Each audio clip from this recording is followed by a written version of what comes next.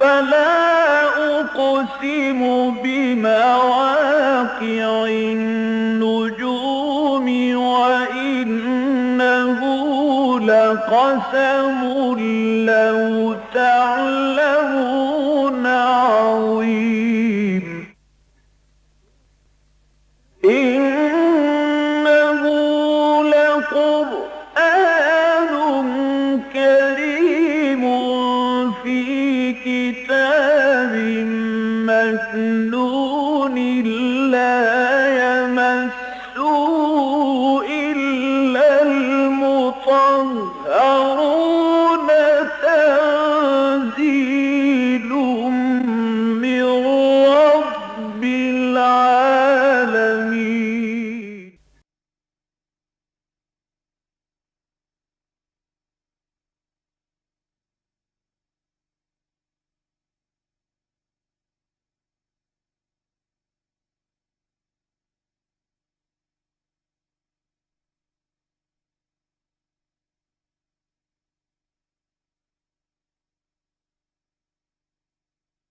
نحمده ونصلي على رسوله الكريم اما بعد فاعوذ بالله من الشيطان الرجيم بسم الله الرحمن الرحيم ان الله اصطفى آدم ونوحا وآل ابراهيم وآل عمران على العالمين ذرية بعضها من بعض والله سميع عليم اذ قالت امرأة عمران رب انی نذرت لك ما في بطني محررا فتقبل مني انك انت السميع العليم فلما وضعتها قالت رب انی وضعتها انثى والله اعلم بما وضعت وليس الذكر كالانثى وانی سميتها مريم وانی اعيذها بك وذريتها من الشيطان الرجيم فتقبلها ربها بقبول حسن وانبتها نباتا حسنا وكفلها زكريا كلما دخل عليها زكريا المحراب وجد عندها رزقا قال يا مريم أنى لك هذا قالت هو من عند الله إن الله يرزق من يشاء بغير حساب صدق الله العظيم رب اشرح لي صدري ويسر لي امري واحلل عقدة من لساني يفقهوا قولي اللهم ربنا الهمنا رشدنا واعذنا من شرور انفسنا اللهم ارنا الحق حقا وارزقنا اتباعه وارنا الباطل باطلا وارزقنا اجتنابه اللهم وفقنا لما تحب وترضى وتقبل منا فانك خير المتقبلين آمین یا رب العالمین۔ سورہ آل عمران کے بارے میں بھی جیسے کہ سورہ بقرہ میں ہم نے دیکھا تھا، یہ بات دوبارہ ذہن میں تازہ کر لیجئے کہ یہ دونوں صورتیں نصفین پر مشتمل ہیں، دو تقریباً آدھی آدھی دو صورتیں جو ہیں ان میں اس طریقے سے تقسیم ہوتی ہے کہ نصف اول اس میں خطاب اکثر و بیشتر خطاب کا رخ جو ہے سابقہ امت مسلمہ کی طرف، اور نصف ثانی اس میں خطاب موجودہ امت مسلمہ یعنی امت محمد صلی اللہ علیہ وسلم سے۔ اب جو سابقہ امت ہے وہ دو حصوں میں منقسم ہو چکی تھی، یہود اور نصارہ، اگرچہ ایک اعتبار سے وہ ایک ہی امت ہے، ایک ہی کتاب کے ماننے والے، ایک ہی شریعت ان کے لیے تھی، لیکن بہرحال دو حصوں میں منقسم تھے، یہودی اور نصرانی۔ تو ہم نے سورہ بقرہ میں دیکھا کہ 10 رکوع مسلسل آئے کہ جن میں یہود سے یا بنی اسرائیل خطاب ہوا ہے۔ یہاں اب آپ دیکھیں گے کہ یہ جو اس کا نصف اول ہے اس سورہ آل عمران کا، جیسے سورہ بقرہ میں وہ 3 حصوں میں مشتمل تھا، پہلے 4 رکوع تمہیدی، آخری 4 رکوع 18 میں سے وہ تحویلی، درمیان میں 10 رکوع ہے جن میں خطاب براہ راست بنی اسرائیل سے ہے۔ اس کے بھی 3 حصے ہیں، پہلی 32 آیات جو ہیں یوں سمجھیے کہ یہ تمہیدی تھے، اس کے بعد اب 32 آیات آ رہی ہیں کہ جو خطاب ہے براہ راست نصارہ سے، عیسائیوں سے، اور ان کی جو سب سے بڑی غلطی ہے، سب سے بڑی ٹھوکر جو انہیں لگی ہے اور سب سے بڑی گمراہی جس سے کہ وہ جو ان کو لاحق ہوئی ہے وہ ہے تثلیث کا عقیدہ، الوہیت مسیح علیہ الصلوۃ والسلام کا عقیدہ، تو اس کی نفی، یہ گویا کہ دوسرا حصہ ہے اس نصف اول کا۔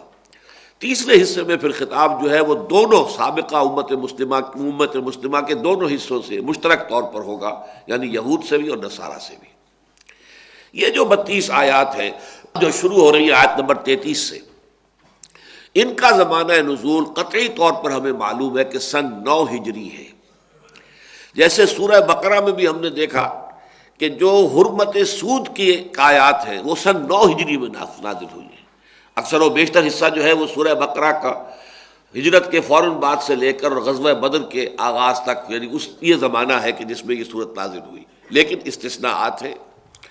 جو حرمت سود، حرمت ربا کی آیات ہیں وہ سن 9 ہجری کی ہیں۔ اسی طرح یہ سورہ مبارکہ جو ہے سورہ آل عمران، یہ اکثر و بیشتر سن 3 ہجری میں نازل ہوئی ہے۔ غزوہ احد سے کچھ پہلے اور غزوہ احد کے اکثر و بیشتر حصہ جو ہے اس کا اس کے بعد نازل ہوا ہے۔ لیکن یہ جو آیات ہیں ان کے بارے میں قطعیت کے ساتھ ہمیں معلوم ہے کہ یہ سن 9 ہجری میں نازل ہوئی ہے، اور ان کی شان نزول یہ ہے کہ نجران کے عیسائیوں کا ایک وفد حاضر ہوا تھا حضور کی خدمت میں صلی اللہ علیہ وسلم، اس لیے کہ سن 9 میں آپ کو معلوم ہے کہ پورے جزیرہ نما عرب پر تقریباً اسلام کا غلبہ ہو چکا تھا، اور یہ چیلنج دے دیا گیا تھا مشرکین عرب کو کہ یہ چند مہینوں کی مہلت ہے، اس کے اندر اندر فیصلہ کر لو، اگر تم ایمان لاؤ گے تو ٹھیک ہے، ورنہ تمہارا قتل عام شروع ہو جائے گا۔ تو یہ جو آخری سٹیج تھی کہ جس تک کہ دعوت اور تحریک نبوی صلی اللہ علیہ وسلم پہنچ چکی تھی، اسی کے نتیجے میں پھر یہ نجران کے عیسائیوں کا وفد بھی پھر حاضر ہوا ہے۔ یہ عیسائی تو رہنا چاہتے تھے، لیکن یہ کہ کوئی معاہدہ کر لینا چاہتے تھے، کوئی مصالحت کر لینا چاہتے تھے حضور صلی اللہ علیہ وسلم کے ساتھ۔ اس کے لیے انہوں نے ایک بہت زبردست وفد تشکیل دیا، اور ان کے تینوں بڑے بڑے سردار جو ہیں اس وفد میں موجود تھے۔ پہلے تو یہ جان لیجئے کہ یہ نجران علاقہ کون سا ہے۔ یوں سمجھیے کہ حجاز جو ہے، جیسا کہ میں نے کئی دفعہ آپ کو بتایا کہ جزیرہ نما عرب کے 3 حصے بنتے ہیں۔ ایک ہے کہ جو مغربی ساحل کے ساتھ ساتھ میدانی علاقہ، یہ تہامہ کہلاتا ہے، شمالاً جنوباً تہامہ۔ جدہ جو ہے یہ تہامہ کا شہر ہے، یمبو ہے، یہ تمام جو ہے بندرگاہیں ہیں یہ تہامہ میں ہے۔ پھر ایک پہاڑی سلسلہ ہے، وہ بھی شمالاً جنوباً چلا گیا ہے، یہ حجاز کہلاتا ہے۔ حجاز کے معنی ہے آڑ، اوٹ۔ ظاہر بات ہے کہ پہاڑی سلسلہ ہے تو وہ مغربی حصے اور مشرقی حصے کے مابین ایک آڑ اور اوٹ کی شکل میں، ایک فصیل کی شکل میں، یہ حجاز ہے۔ حجاز کے مشرق میں پھر نجد ہے، یہ سطح مرتفع ہے، اس میں اس طرح کے پہاڑ نہیں ہے چٹیل، لیکن ذرا اونچی ریزڈ جو ہے وہ اس کا لیول جو ہے سطح سمندر سے خاصا اونچا ہے۔ تو یہ حجاز جو ہے اس کے تقریباً شمال میں تو یہودی آباد تھے۔ خیبر ان کا بہت بڑا گڑھ تھا، بڑی اس میں کئی قلعے تھے اور بڑا مضبوط ان کا مقام تھا۔ وہ حضور صلی اللہ علیہ وسلم نے سن 7 ہجری میں اس کو فتح کر لیا، لہذا وہ رجسٹر تو ختم ہو گئی۔ لیکن اس حجاز کے جنوب میں یہ عیسائیوں کا گڑھ تھا، گویا کہ حجاز کے جنوب میں، اور یمن جو اس کے بالکل جنوب میں چلا جاتا ہے جزیرہ نما عرب کے، تو یمن کے اور حجاز کے درمیان ایک علاقہ ہے، اس کو نجران کہتے تھے، اور یہاں پر عیسائی آباد تھے۔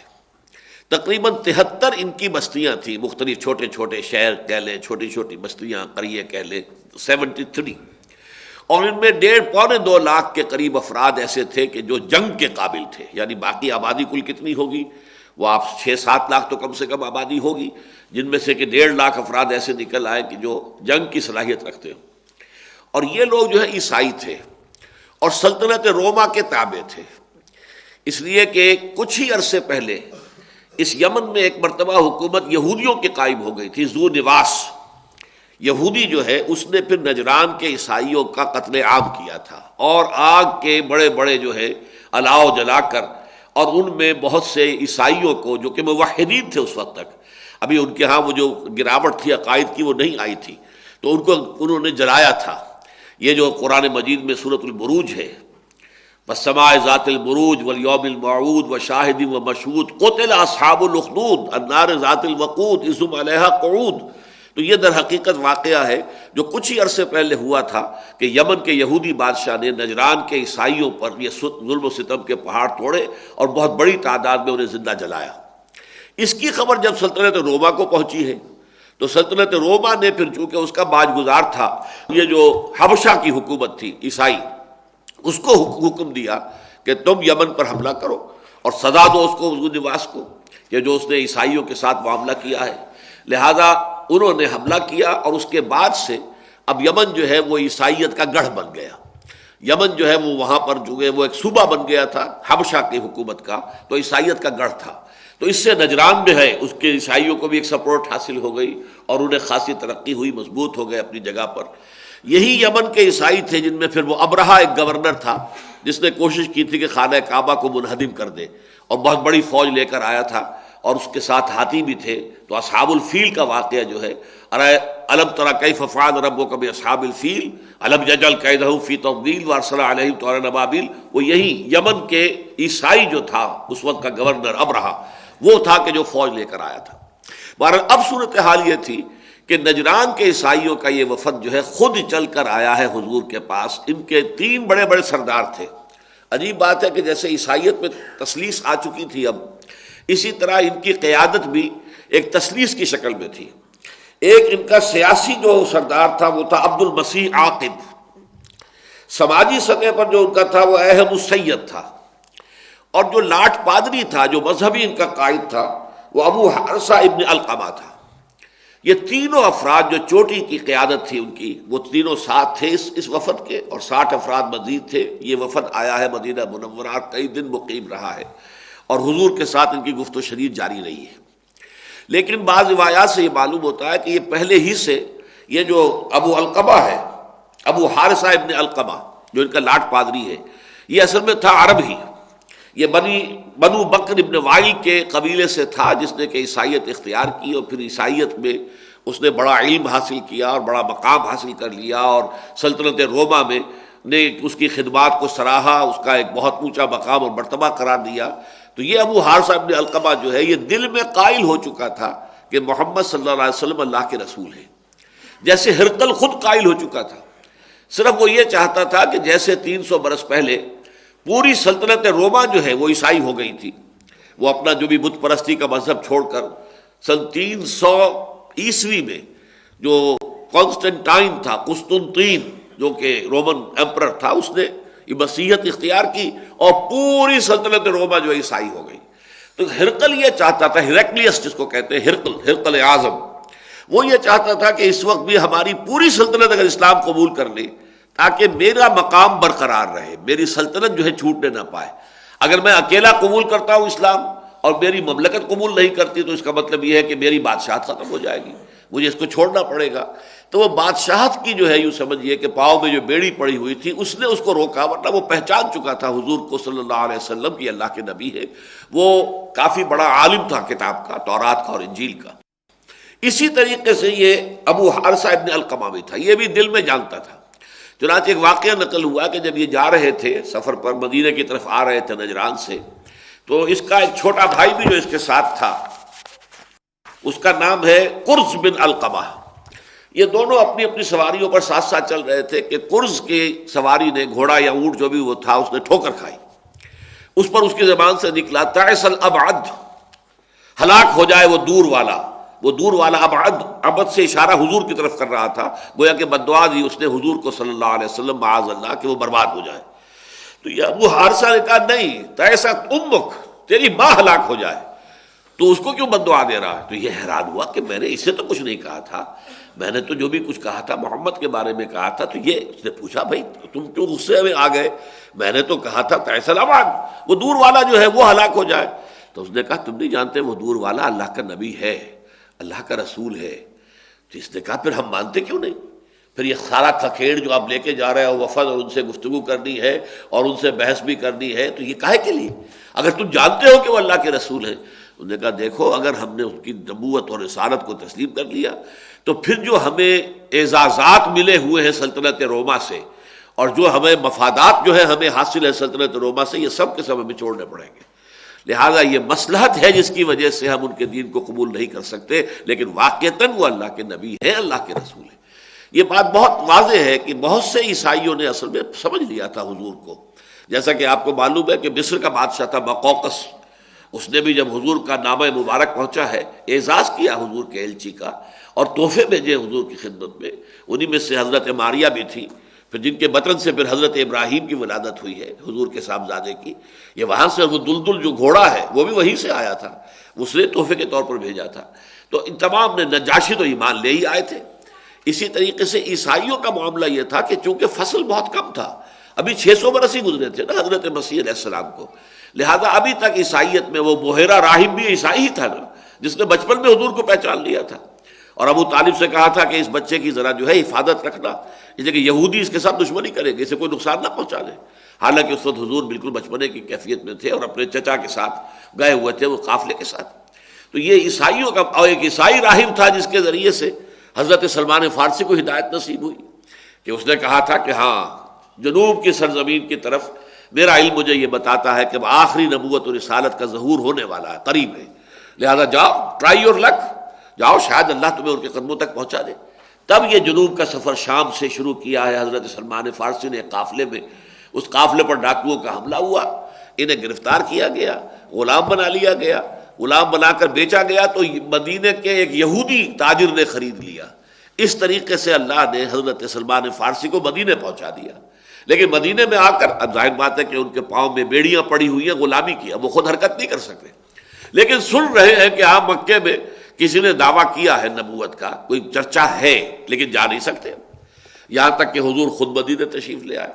اور میں اس کے لیے، اس کی تعبیر کے لیے الفاظ استعمال کیا کرتا ہوں، اگرچہ ذرا اس میں احتیاط نہیں ہے، لیکن ایک چیز کی وضاحت کے لیے ہمیں بعض اوقات ایسے پہلو اختیار کرنے پڑتے ہیں کہ ان کی قسمت تو یہ ہے کہ جو پیاسا ہے وہ کنویں کی طرف چل کر جایا کرتا ہے، لیکن یہاں کنواں چل کر آ گیا پیاسے کے پاس، یعنی محمد الرسول اللہ صلی اللہ علیہ وسلم مدینے پہنچ گئے ہیں، سلمان فارسی نہیں جا سکتے تھے۔ بہرحال یہ میں نے چند واقعات آپ کو بتایا کہ عیسائیت کا رد عمل جو ہے اسلام کے بارے میں بہت مختلف تھا یہودیت کے مقابلے میں۔ پہچان یہود نے بھی لیا، لیکن ان میں دشمنی، اناد اور ان میں جو ہے ہٹ دھرمی جو ہے وہ بڑھتی چلی گئی۔ لیکن انہوں نے یہ ہے کہ بہرحال جس نے قبول کیا، نہیں بھی کیا، تب بھی یہ کہ ایک درمیانہ اور معتدل سی روش انہوں نے اختیار کی۔ تو یہ ابو حارثہ ابن علقمہ بھی جانتا تھا، پہچانتا تھا، لیکن یہاں آ کر پھر وہ رد و قضا جو بھی ہوئی ہے اس کی بڑی لمبی تفاصیل ہے، اس میں نہیں جا سکتا۔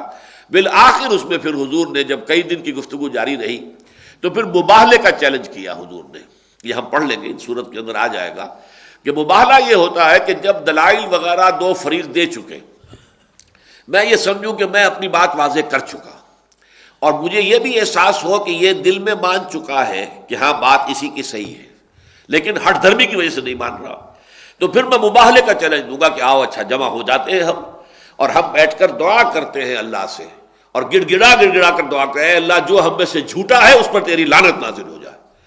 یہ گویا کہ آخری ٹیسٹ ہوتا ہے کہ جس شخص کے دل کے اندر یہ بات آ چکی ہے کہ بات سچی اسی کی ہے، جھوٹا میں ہوں، اور اگر ذرا سے بھی اس کے اندر ایمان، اللہ پر کی ذات پر ایمان کے کوئی رتی ہے، تو پھر وہ یہ دعا نہیں مانگ سکتا، جبکہ جانتا ہے کہ میں جھوٹا ہوں، تو وہ یہ نہیں کہے گا کہ اللہ ہم میں سے جو جھوٹا ہے اس کے اوپر لعنت نازل فرما دے۔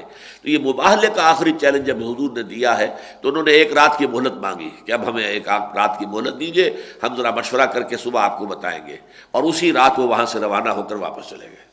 تو یہ واقعہ ہوا ہے کہ جو سن 9 ہجری میں پیش آیا، اور اس موقع پر یہ آیات نازل ہوئی ہے۔ تو اصل میں تو پیش نظر ہے حضرت عیسیٰ اور حضرت مریم کا تذکرہ، لیکن حضرت عیسیٰ اور حضرت مریم کے تذکرے سے پہلے ایک تو حضرت مریم کی والدہ کا ذکر، ایک حضرت مریم کے خالو حضرت یحییٰ کے والد حضرت زکریہ کا ذکر، حضرت یحییٰ کا ذکر۔ یہ قرآن مجید میں جو مکی صورتیں ہیں ان میں سورہ مریم میں بھی یہی ترتیب ہے، اور مدنی صورتوں میں سے سورہ آل عمران میں بھی یہی ترتیب ہے۔ اور اللہ تعالیٰ کا جو عام ایک قرآن مجید میں اسلوب کا بیان کا ہے کہ پھر اس کی تمہید جو ہے دور سے باندھی جاتی ہے۔ حضرت آدم سے بات شروع ہو رہی ہے، ان اللہ اصطفیٰ آدم و نوحا و آل ابراہیم و آل عمران علی العالمین۔ یقیناً اللہ تعالیٰ نے چن لیا، پسند کر لیا آدم کو اور نوح کو اور ابراہیم کی نسل کو اور عمران کی اولاد کو تمام جہان والوں پر۔ حضرت آدم، حضرت نوح، حضرت ابراہیم۔ عمران کے بارے میں جان لیجئے کہ تاریخ میں جو بھی یہود کی تاریخ ہے ان میں عمران نام کی 2 شخصیتیں ہیں۔ ایک تو حضرت موسیٰ علیہ السلام اور حضرت ہارون علیہ السلام، ان کے والد کا نام عمران تھا۔ ایک یہ ہے کہ حضرت مریم کے والد کا نام بھی عمران تھا۔ تو یہاں آل عمران سے مراد یا تو حضرت موسیٰ اور حضرت ہارون، یعنی ان کے والد حضرت عمران کی جو نسل چلی ہے اس کو ہم کہیں گے آل عمران، یا پھر یہ کہ حضرت مریم کے والد کا نام عمران ہے تو حضرت مریم کے والد وہ ہوئے اور وہ والدہ ہے حضرت عیسیٰ علیہ السلام کی، تو اس اعتبار سے یہ خاندان گویا کہ آل عمران قرار پائے گا۔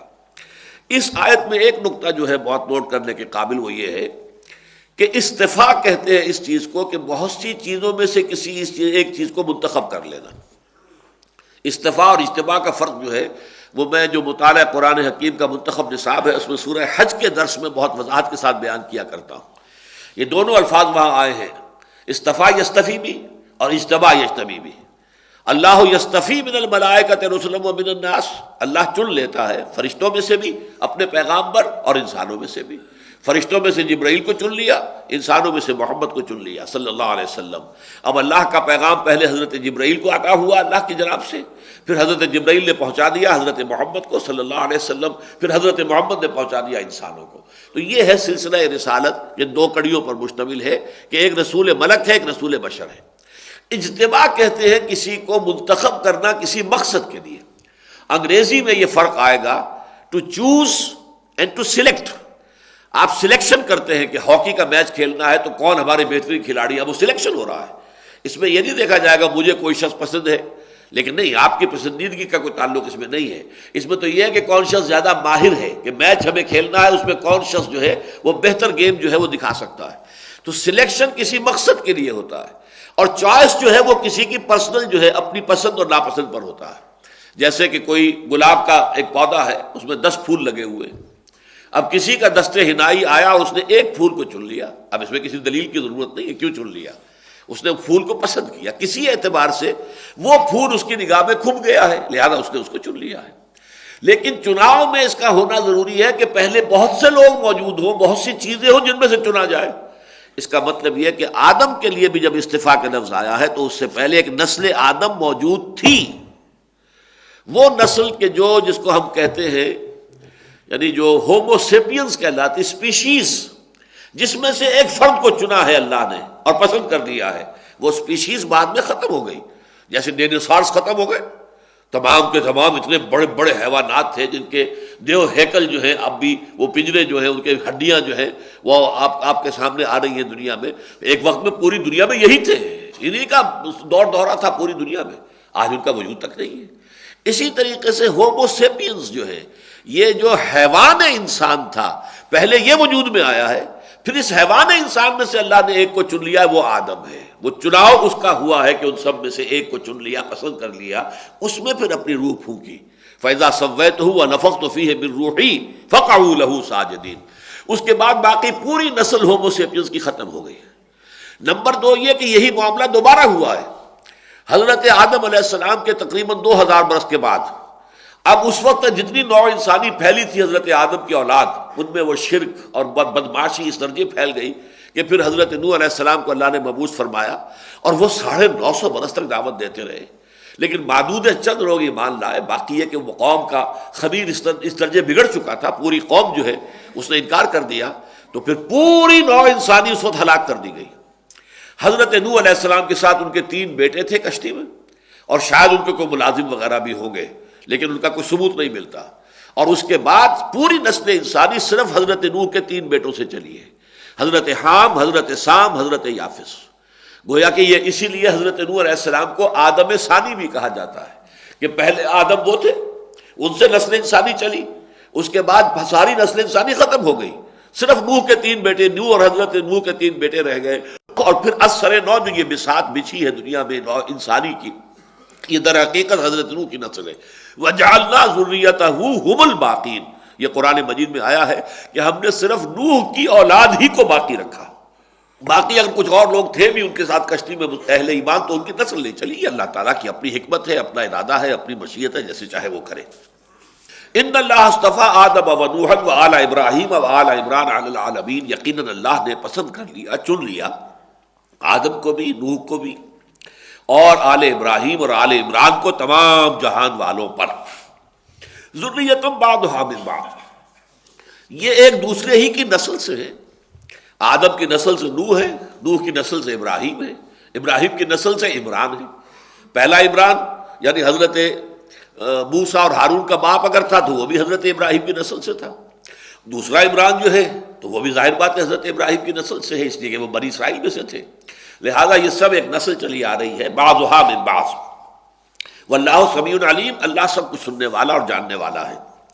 اس قالت امرأۃ عمران، اب یہ جو عمران کی بیوی تھی، اب یہ عمران ظاہر بات ہے کہ حضرت مریم کے والد، ان کا ذکر ہو رہا ہے، اسی لیے بعض لوگوں نے اس کو ترجیح دی ہے کہ اعلیٰ عمران سے مراد جو ہے یہاں پر وہ عمران ہے، حضرت موسیٰ کے والد عمران نہیں ہے، اگرچہ آراء دونوں موجود ہے مفسرین کے ہاں اور دونوں کا امکان موجود ہے۔ اس قالت امرأۃ عمران، یاد کرو جب کہ کہا تھا عمران کی بیوی نے، حنہ ان کا نام تھا، حضرت حنہ، اور بہت نیک خاتون، خدا رسیدہ، بہت پارسا، بہت نیک، انہوں نے یہ ایک دعا کی، وہ حاملہ تھی، کہا رب انی نذرت لک ما فی بطنی محررا، پروردگار میں تیری خدمت میں پیش کرتی ہوں، نظر کرتی ہوں جو میرے پیٹ میں ہے، اس امید سے کہ اللہ تعالیٰ بیٹا عطا فرمائے گا۔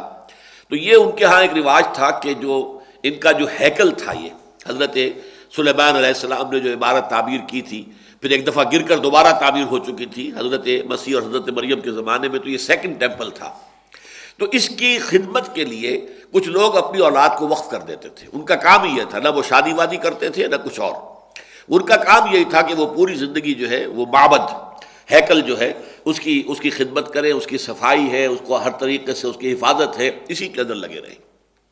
تو انہوں نے بھی گویا کہ اللہ کی جناب میں اپنا یہ ہدیہ پیش کیا، رب انی نذرت لک ما فی بطنی محررا، محرر کا مطلب یہ آزاد کیا ہوا، یعنی اس پر کوئی اور ذمہ داری نہیں ہوگی۔ والدین یہ توقع رکھتے ہیں کہ اولاد جو ہے بڑھاپے میں ہمارا سہارا بنے گی، ہماری خدمت کرے گی، نہیں، میں اس کو آزاد کرتی ہوں کہ میں اپنا کوئی حق یا ہمارا کوئی اور والدین کا کوئی حق اس پر نہیں ہوگا، وہ ہمتاً ہمہ وقت وقف ہو جائے گا تیرے اس ہیکل اور تیری اس عبادت گاہ جو ہے اس کی خدمت کے لیے۔ رب انی نذرت لک ما فی بطنی محررا فتقبل منی، تو اسے میری جانب سے قبول فرما، انک انت السمیع العلیم، یقیناً تو سب کچھ سننے والا اور سب کچھ جاننے والا ہے۔ فلما وضعتها، پھر جب اس نے اس کو جنا، قالت رب انی وضعتها انثی، اب اس کے امیدوں پر یا ارمانوں پر اوس سی پڑ گئی حنہ کی، اس نے کہا پروردگار یہ تو میں تو ایک بیٹی جنی ہوں، بیٹی میرے ہاں ہو گئی، بیٹا نہیں ہوا ہے۔ اور اس وقت تک کا معاملہ یہ تھا کہ لڑکیوں کو قبول نہیں کیا جاتا تھا، معبد کی خدمت کے لیے ظاہر بات ہے کہ صرف وہی لوگ قبول کیے جاتے تھے کہ جو لڑکے ہوں، لڑکیوں کا معاملہ جو ہے اس میں چونکہ 100 اندیشے، 100 طرح کے خطرات مثبت ہیں، لہٰذا ان کی روایت میں یہ نہیں تھا کہ انہیں قبول کیا جائے کہ وہ بھی خادم بن سکے معبد کے۔ رب انی وضعتها انثی، پروردگار یہ تو میرے ہاں تو بیٹی ہو گئی ہے، واللہ اعلم بما وضعت، اب یہ ہے جس کو جملہ معترضہ کہتے ہیں، اللہ کو خوب معلوم تھا اس نے کیا جنا ہے۔ ولیس الذکر کالانثی، اور نہیں ہے کوئی بیٹا اس بیٹی جیسا۔ اب اس کے دونوں معنی ہیں، یا تو یہ کہ اس کو ہم قول سمجھیں حضرت حنہ کا جو کہ عمران کی اہلیہ ہیں، حضرت مریم کی والدہ ہیں، ان کا قول ہے تو لیس الذکر کالانثی، کہاں وہ بیٹا جو میرے ذہن میں تھا، کہاں یہ بیٹی جو میں نے جن دی ہے، میں نے تو بیٹے کا تصور کرتے ہوئے تو تیرے خدمت میں پیش کیا تھا کہ میں نظر کرتی ہوں اسے تیرے اس معبد اور ہیکل کی خدمت کے لیے، تو کہاں وہ بیٹا جو میرے ذہن میں تھا، کہاں یہ بیٹی کہ جو میں نے جنی ہے۔ اللہ کا قول یہ ہے تو لیس الذکر کالانثی، نہیں ہو سکتا کوئی بھی بیٹا اس بیٹی جیسا، یعنی یہ بیٹی جیسی کہ اللہ تعالیٰ نے اس کو عطا کی ہے، اس کا جو مرتبہ اور اس کا جو مقام ہونے والا تھا، تو ان کے ذہن میں جو ایک خادم، صرف یہ کہ اس ہیکل کے خادم ایک بیٹے کی جو کیفیت تھی تو اس کی کوئی حیثیت ہی نہیں اس کے مقابلے میں، جس مقابلے کی بیٹی اللہ نے اسے عطا کر دی ہے۔ وَإِنِّي سَمَّيْتُهَا مریم، اور وہ کہہ رہی ہیں حضرت حنہ، اور پروردگار میں نے اس کا نام مریم رکھ دیا ہے۔ وَإِنِّي أُعِيذُهَا بِكَ وَذُرِّيَّتَهَا مِنَ الشَّيْطَانِ الرَّجِيمِ، اور میں اسے بھی اور اس کی اولاد کو بھی تیری پناہ میں دیتی ہوں اس شیطان رجیم سے، مردود سے، کہ اس کے کوئی اثرات ان پر نہ آنے پائیں۔ ایک حدیث بھی موجود ہے حضرت ابو ہریرہ سے رضی اللہ تعالیٰ عنہ کہ نوع انسانی میں کوئی بچے ایسے نہیں ہیں کہ جن کے پیدائش کے بعد انہیں ایک دفعہ شیطان مس نہ کرے۔ ہر بچہ جو پیدا ہوتا ہے اگرچہ وہ فطرت اسلام لے کر آتا ہے، لیکن شیطان بھی اس کو مس کرتا ہے، کچھ نہ کچھ اس کے اثرات بھی اس وقت جو ہے آغاز ہی سے وہ شیطان بھی اپنی جنگ شروع کر دیتا ہے جو حق و باطل کی جنگ ہے بچے کی پیدائش ہی سے۔ لیکن دو استثناءات ہیں، ایک حضرت مریم اور ایک حضرت عیسیٰ مریم کے بیٹے، ان دونوں کو شیطان مس ہی نہیں کر سکا، جیسے کہ انہوں نے کہہ دیا تھا وَإِنِّي أُعِيذُهَا بِكَ وَذُرِّيَّتَهَا مِنَ الشَّيْطَانِ الرَّجِيمِ، پروردگار میں اپنی اس بیٹی کو بھی اور اس کی نسل جو بھی آگے چلے اس کو بھی میں تیری پناہ میں دیتی ہوں کہ وہ شیطان لعین کے حملوں سے محفوظ رہیں۔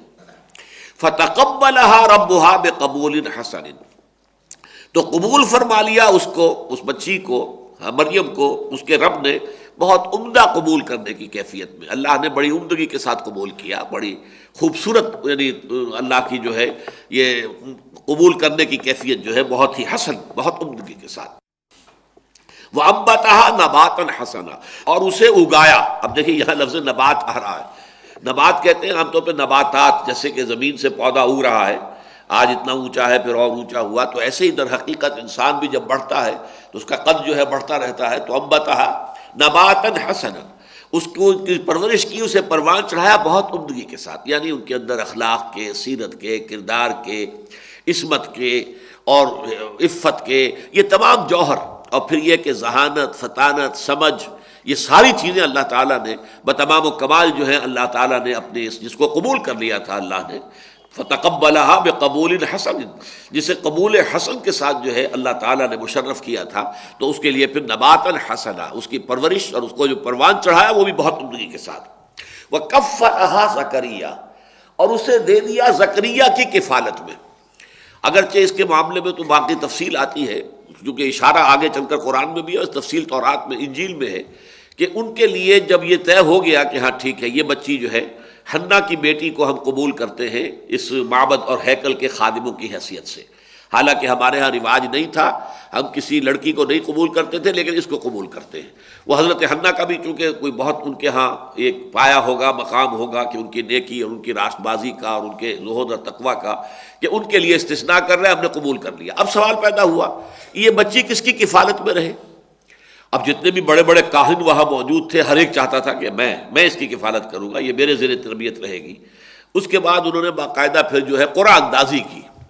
قرآن اندازی میں پھر حضرت یہ زکریہ کا نام نکل آیا، اور حضرت زکریہ جو ہے ان کے سگے خالو بھی تھے، حنا کی بہن ان کے گھر میں تھی۔ تو حضرت زکریہ کو اللہ تعالیٰ نے، اللہ فرما رہے ہم نے اسے کفالت میں دے دیا زکریہ کے، یعنی وہ تفصیل یہاں بیان نہیں کی گئی کہ کس طریقے سے ہوا ہے، وہ چونکہ قرآن اندازی کے ذریعے سے ہوا ہے، قرآن کے فیصلہ بہرحال اللہ تعالیٰ کرتا ہے جس کے نام پر قرآن نکلا۔ وَكَفَّلَهَا زَكَرِيَّا، اب یہ کہ اس لمبی داستان کو مختصر کرتے ہوئے بات ہو رہی ہے۔ اب گویا کہ حضرت مریم بڑی ہو گئی ہے، سمجھدار ہو گئی ہے، ان میں شعور پیدا ہو چکا ہے، جوان ہے۔ کلما دخل علیہا زکریا المحراب، حضرت زکریا نے ان کے لیے ایک علیحدہ محراب کہتے ہیں حجرے کو، جیسے کہ بعد آپ نے دیکھا مسجد یہ جو ہے بادشاہی مسجد، اس کے باہر جہاں لائبریری بنی ہوئی، یہ سب حجرے تھے کہ کوئی درویش آئیں یہاں پر رک جائیں، کوئی فقراء آئیں وہ یہاں پر قیام کر لیں، تو یہ سارے اس طرح کا حجرہ جو ہے وہ حضرت مریم کے لیے بھی ایک علیحدہ سے تعبیر کر دیا گیا ہیکل کے ساتھ۔ اور اس حجرے کے اندر جب بھی حضرت زکریا جاتے تھے، کلما دخل علیہ زکریا المحراب وجد عندہا رزقا، وہ دیکھتے تھے کہ مریم کے پاس تو بہت عمدہ کھانے موجود ہیں اور بے موسم کے پھل موجود ہیں۔ اس میں رزق کی دو کی گئی ہیں وضاحتیں، ایک تو ایک رزق سے مراد ہے علم، ذہانت، فطانت، حکمت، معرفت کے موتی، یہ ہے معنوی رزق، اس کو بھی اللہ تعالیٰ نے رزق قرار دیا ہے۔ ایک یہ کہ واقعتاً جو مادی رزق ہوتا ہے، پھل ہے، اور پھل بھی وہ کہ جو موسم ہے ہی نہیں ان کا، وہ پھل موجود ہے وہاں پر، تو دونوں کا امکان موجود ہے۔ اس لیے کہ یہ ایک معجزے کی شکل میں بھی ہو سکتی ہے کہ اللہ تعالیٰ بہترین جو ہے پھل ان کو وہاں پر فراہم کرتے ہو، اور ایک یہ بھی ہے کہ ذہانت، فطانت، علم، معرفت، اس کی چیزیں جو دیکھتے ہوں تو اس سے ان کو حیرت ہوئی۔ کلما دخل علیہا زکریا المحراب وجد عندہا رزقا قال یا مریم انا لک ھذا، تو انہوں نے کہا بہت ہی تعجب انگیز انداز میں، اے مریم یہ چیزیں تمہیں کہاں سے ملتی ہیں؟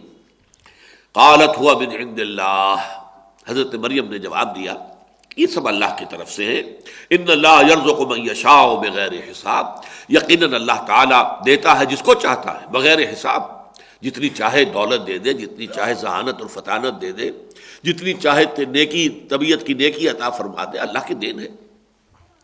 ہنالک دعا زکریا ربہ، اب اس سے حضرت زکریہ علیہ السلام، یہ بھی نبی ہے، ان کے اندر جو ایک ہوک سی پیدا ہوئی، اس لیے کہ بہت بوڑھے ہو چکے تھے۔ سورہ مریم میں تو آغاز ہی یہاں سے ہوتا ہے کہ جب کہ حضرت زکریہ نے اپنے رب سے دعا کی تھی کہ پروردگار میں بوڑھا ہو گیا ہوں، میرا سر جو ہے سفید ہو چکا ہے، میری ہڈیاں کمزور ہو چکی ہیں، اور اللہ نے اس وقت انہیں کو اولاد نہیں دی تھی، اور مجھے اندیشہ ہے میرے بعد کوئی وارث نہیں ہوگا کہ جو اس دین کی امانت کو اس طریقے سے حفاظت اس کی کر سکے جیسے کہ کرنی چاہیے۔ لیکن اس وقت اب ان کے دل میں ہوک سی اٹھی کہ اللہ تعالیٰ اگر اس بچی کے اوپر اتنا مہربان ہے، اس بچی کو اس نے وہ کچھ دیا ہے، یا علم دیا ہے، یا معرفت دی ہے، یا حکمت دی ہے، یا اللہ تعالیٰ جو ہے یہ بے موسم کے پھل اس کو یہاں پہنچا رہا ہے، تو اس کی اگر قدرت جو ہے مجھ پر بھی یہ کچھ مہربانی ہو کر دے اللہ تعالیٰ، تو کیا بعید ہے کہ مجھے بیٹا عطا فرما دے اس بڑھاپے کی عمر میں بھی۔ ہنالک دعا زکریا ربہ، اسی وقت، اس کو ہنالک کا ترجمہ انگریزی میں ہوگا دیر اینڈ دین، دفعتاً ایک دعا جو ہے وہ ان کے قلب کی گہرائیوں سے ابھر کر آئی، اپنے رب کو انہوں نے پکارا، قال رب ھب لی من لدنک ذریۃ طیبہ، پروردگار مجھے بھی خاص اپنے خزانہ فضل سے، خزانہ فیض سے بڑی اچھی نیک صالح اولاد عطا فرما دے، انک سمیع الدعاء، یقیناً تو تمام دعاؤں کا سننے والا ہے۔ فنادت الملائکۃ وہو قائم یصلی فی المحراب، اب یہ محراب ہے خاص حضرت زکریا کی، اور پکارا انہیں حضرت زکریا کو فرشتوں نے، وہو قائم یصلی فی المحراب، جبکہ وہ نماز میں کھڑے ہوئے تھے اس اپنے محراب میں، اپنے حجرے میں، ان اللہ یبشرک بیحییٰ مصدقا بکلمۃ من اللہ، اللہ تمہیں بشارت دیتا ہے یحییٰ کی، یعنی ایک بیٹا تمہارے یہاں ہوگا جس کا نام یحییٰ ہوگا، اور وہ تصدیق کرے گا اللہ کے کلمے کی۔ اللہ کے کلمے سے مراد حضرت مسیح علیہ السلام ہے، اس لیے کہ حضرت مسیح علیہ السلام کے وجود میں آنے میں جو باپ کا حصہ ہے وہ اللہ تعالیٰ کے کلمہ کن نے ادا کیا ہے، جیسے کہ کلمہ کن سے ہر شے عدم سے وجود میں آ جاتی ہے، انما امرہ اذا اراد شیئا ان یقول لہ کن فیکون۔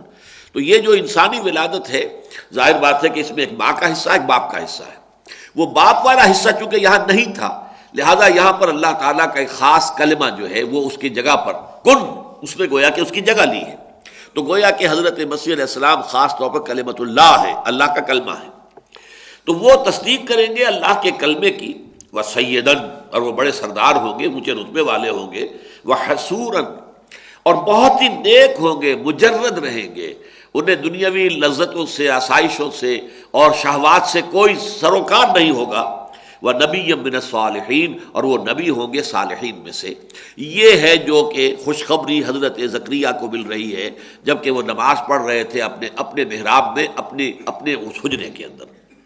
اب دیکھیے یہاں یہ معاملہ سامنے آ رہا ہے کہ اگرچہ خود دعا کی تھی، لیکن اس دعا کا ایک خاص وقت تھا کہ حضرت مریم پر جو بھی اللہ تعالیٰ کی رحمتیں اور اللہ کی طرف سے جو بھی انعامات کی بارش ہوئی تھی، اس سے طبیعت میں ایک دم جو ہے غیر اختیاری طور پر وہ جوش پیدا ہوا اور دعا کر لی، حالانکہ انتہائی خود بوڑھے ہو چکے تھے، ساری عمر بیوی جو ہے وہ بانجھ رہی تھی، کوئی اولاد ہوئی نہیں ساری عمر۔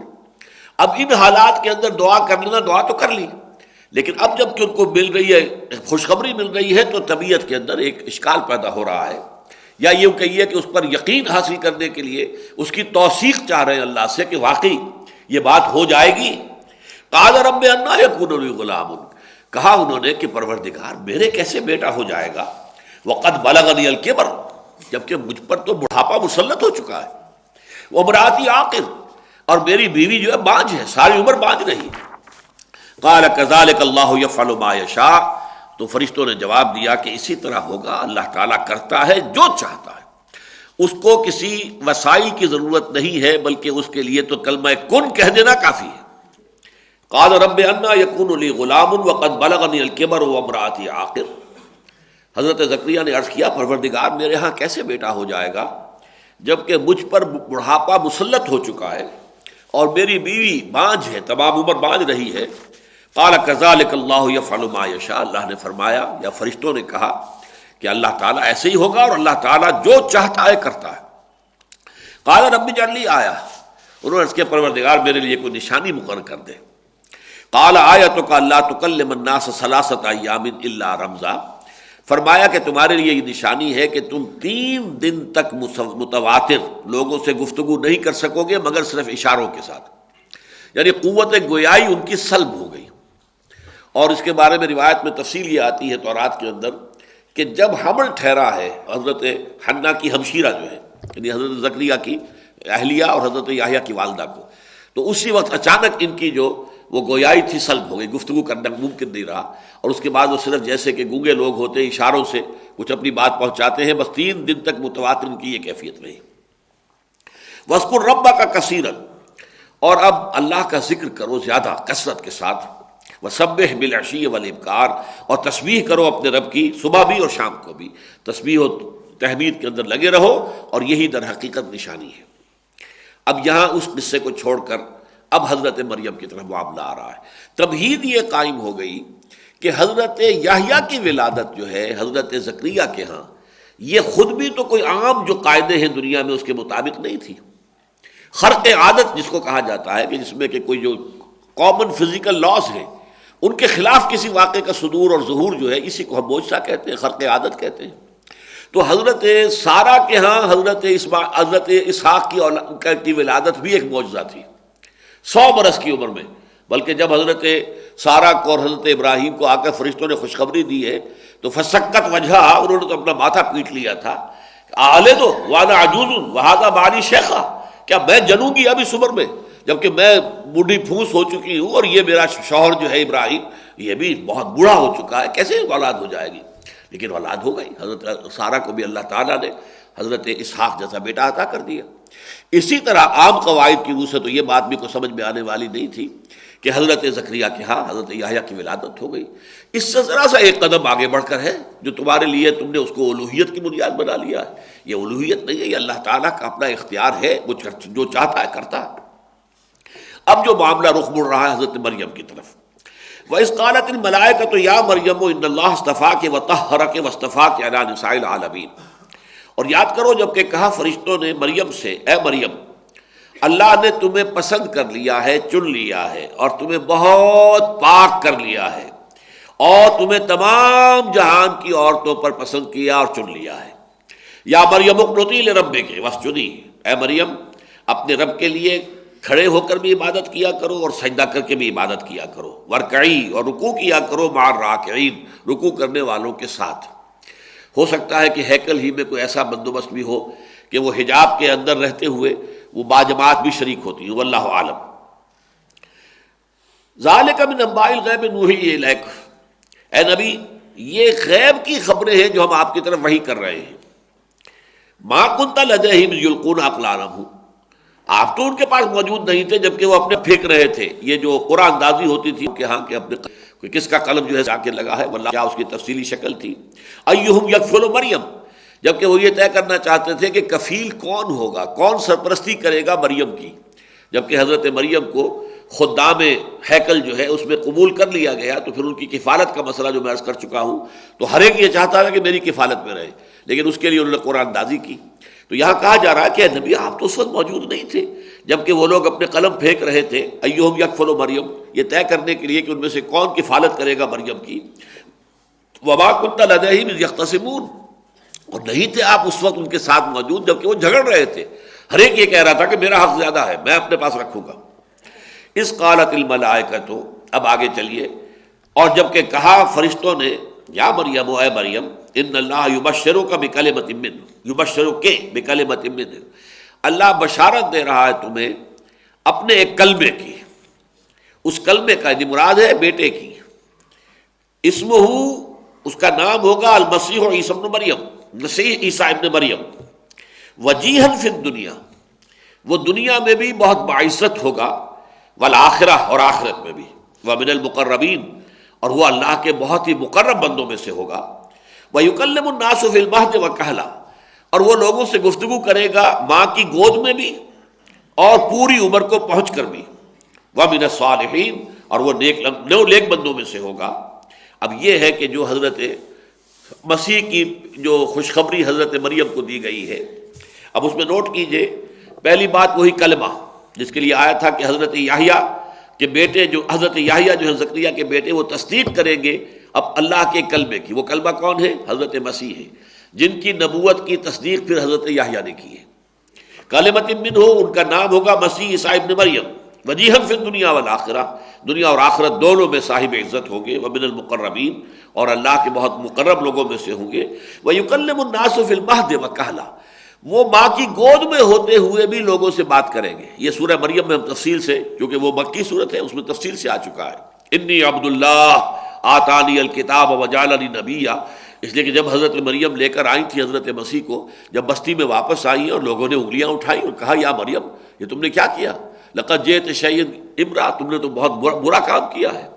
تو اس وقت جو ہے پھر انہوں نے کہا تھا فاشارت الیہ، اچھا خود اسی سے پوچھ لو یہ کون ہے. قالوا کیف نکلم من کان فی المہد صبیا، انہوں نے کہا ہم کیسے پوچھ لیں اس سے، کیسے بات کریں اس سے جو بچہ ہے ابھی گود کے اندر ہے، یہ پالنے میں پگھوڑے کے اندر ہے، اس سے کیسے بات کریں. اس وقت اللہ تعالیٰ نے معجزانہ طور پر حضرت مسیح کو قوت گویائی عطا کی اور ان کا قال انی عبد اللہ آتانی الکتاب وجعلنی نبیا وجعلنی مبارکا اینما کنت واوصانی بالصلاۃ والزکاۃ ما دمت حیا وبرا بوالدتی ولم یجعلنی جبارا شقیا والسلام علی یوم ولدت ویوم اموت ویوم ابعث حیا. یہ ساری گفتگو جو ساری تقریر حضرت مسیح کی ہے جو انہوں نے اس وقت ایک انفنٹ کی حیثیت سے، ایک چھوٹے سے بچے کی حیثیت سے کی ہے، وہ سورہ مریم میں آ چکی ہے. یہاں فرمایا یکلم الناس فی المہد، لیکن اس میں ایک لفظ کا اضافہ کر دیا وکہلا، اور بڑی عمر کو پہنچ کر بھی بات کرے گا. حالانکہ یہاں سوال پیدا ہوتا ہے کہ بڑی عمر تو سبھی بات کرتے ہیں، تو یہاں خاص کیا بات ہے؟ یہ در حقیقت اشارہ ہے اس پر کہ وہ کہولت کی عمر بھی عیسیٰ پر آئے گی. حالانکہ عیسیٰ جب کہ اٹھا لیے گئے، یا جو عیسائیوں کا اور یہودیوں کا جو عقیدہ ہے کہ وہ صلیب دے دیے گئے، تو اس وقت ان کی عمر صرف 33 برس تھی، وہ کہولت میں نہیں آئے تھے. 40 برس کی عمر تک بھی عربی زبان کے اعتبار سے وہ شاب ہوتا ہے، جوان. کہولت آتی ہے 50 کے بعد. تو گویا کہ حضرت مسیح علیہ السلام پر کہولت بھی آئے گی جو اب تک نہیں آئی ہے. اس میں گویا کہ اشارہ ہے حضرت مسیح کی آمد ثانی کا کہ دوبارہ وہ آئیں گے اور اس پختہ عمر کو بھی پہنچیں گے کہ جس عمر میں عام لوگ بھی گفتگو کرتے ہیں، تو حضرت مسیح علیہ السلام بھی اس عمر میں بھی گفتگو کریں گے جیسے کہ انہوں نے بالکل بچپن میں کی تھی جبکہ وہ ماں کی گود میں تھے یا پنگوڑے اور پالنے میں تھے. قالت رب انا یکون لی ولد، وہی بات انہوں نے کہی. کہا حضرت مریم نے کہ پروردگار میرے ہاں کیسے بیٹا ہو جائے گا، ولم یمسسنی بشر، مجھے تو کسی مرد نے، کسی انسان نے چھوا تک نہیں ہے. اور سورہ مریم میں آتا وَلَمْ أَكُ بَغِيًّا، میں کوئی بدکار عورت نہیں ہوں، میرے ہاں جو ہے میری شادی نہیں ہوئی ہے، میرے شوہر نے مجھے چھوا تک نہیں ہے، میری اولاد کیسے ہو جائے گی. قَالَ كَذَلِكَ اللَّهُ يَخْلُقُ مَا يَشَاءُ، وہی جواب انہیں دیا گیا، بالکل اسی طرح ہوگا. اور اللہ تعالیٰ پیدا کرتا ہے جو چاہتا ہے. اللہ جو ہے وسائل کا محتاج نہیں ہے، ذرائع کا محتاج نہیں ہے. وسائل اور ذرائع اس کے محتاج ہیں، اللہ کسی کا محتاج نہیں ہے. وہ تمام قوانین جو ہے اس نے بنائے ہیں، وہ جب چاہے قوانین کو توڑ دے. خرق عادت، اپنے خصوصی اختیار کا اظہار جب چاہے جس شکل میں چاہے کر دے. اذا قضى امرا فانما يقول له كن فيكون، وہ تو جب کوئی چیز کا فیصلہ کر لیتا ہے تو بس وہ کہتا ہے کن فیکون اور وہ ہو جاتی ہے. یہی کلمہ کن ہے جس نے کہ حضرت مسیح علیہ السلام کی ولادت کے ضمن میں جو باپ کا حصہ ہے وہ ادا کیا ہے. وَيُعَلِّمُهُ الْكِتَابَ وَالْحِكْمَةَ وَالتَّوْرَاةَ وَالْإِنْجِيلَ، اور اللہ سکھائے گا اس کو، یعنی حضرت عیسیٰ کو. ابھی یہ ساری وہی پیشن گوئی چل رہی ہے حضرت مریم ہی سے بات کرتے ہوئے. وَيُعَلِّمُهُ، اور سکھائے گا اس کو کتاب بھی اور حکمت بھی، یعنی تورات اور انجیل. اب یہاں پہ جو 3 واو آئے ہیں، کتابہ والحکمہ، ایک پہلا واو آ گیا، والتورات دوسرا واو آ گیا، والانجیل تیسرا واو آ گیا. پہلا اور تیسرا واو جو ہے یہ واو عطف ہے، اور درمیانی واو جو ہے یہ واو تفسیر ہے. یعنی اللہ سکھائے گا انہیں تورات اور حکمت، یعنی اللہ سکھائے گا کتاب اور حکمت، یعنی تورات اور انجیل. اس لیے کہ تورات صرف کتاب ہے، انجیل صرف حکمت ہے. یہ بہت اہم نکتہ ہے، اس کو نوٹ کر لیجئے. تورات میں قوانین تھے، ڈوز اینڈ ڈونٹس، یہ کرو یہ نہ کرو. حکمت، دانائی، یہ ابھی نوع انسانی جو ہے عہد طفولیت میں تھی، وہ دانائی اور حکمت کی تلقین اسے کی ہی نہیں جا سکتی تھی. بچے کو آپ فلسفہ نہیں پڑھا سکتے. ہاں بچے کو آپ تاریخ کے حقائق بتا سکتے ہیں کہ فلاں سن میں یہ ہوا، فلاں سن میں یہ ہوا، کیوں ہوا، کیا اس کے وجوہات تھیں، کیا اسباب تھے، کیا اس کے عوامل تھے. یہ چیزیں جو ہے تو فلسفہ تاریخ جو ہے وہ تو بڑے اونچا لیول پر جا کے پڑھایا جائے گا. تو کتاب جو ہے یہ ہے قانون، شریعت، اور حکمت ہے وہ دانائی، انڈر لائنگ وزڈم. اس قانون کے، ان احکام کے پیچھے، حکم کے پیچھے حکمت ہے. اس حکمت کی تعلیم جو ہے وہ بچپن میں نہیں دی جا سکتی، اگرچہ احکام دیے جا سکتے. لہذا نوع انسانی کے عہد طفولیت میں کتاب تورات دی گئی جس میں احکام تھے، دی 10 کمانڈمنٹس. لفظ ہی اس کے لیے مشہور یہ ہے، احکام عشرہ، دی 10 کمانڈمنٹس. لیکن پھر حضرت عیسیٰ کے زمانے تک نوع انسانی اس درجے پختہ ہو چکی تھی کہ اسے حکمت بھی تعلیم بھی دی گئی.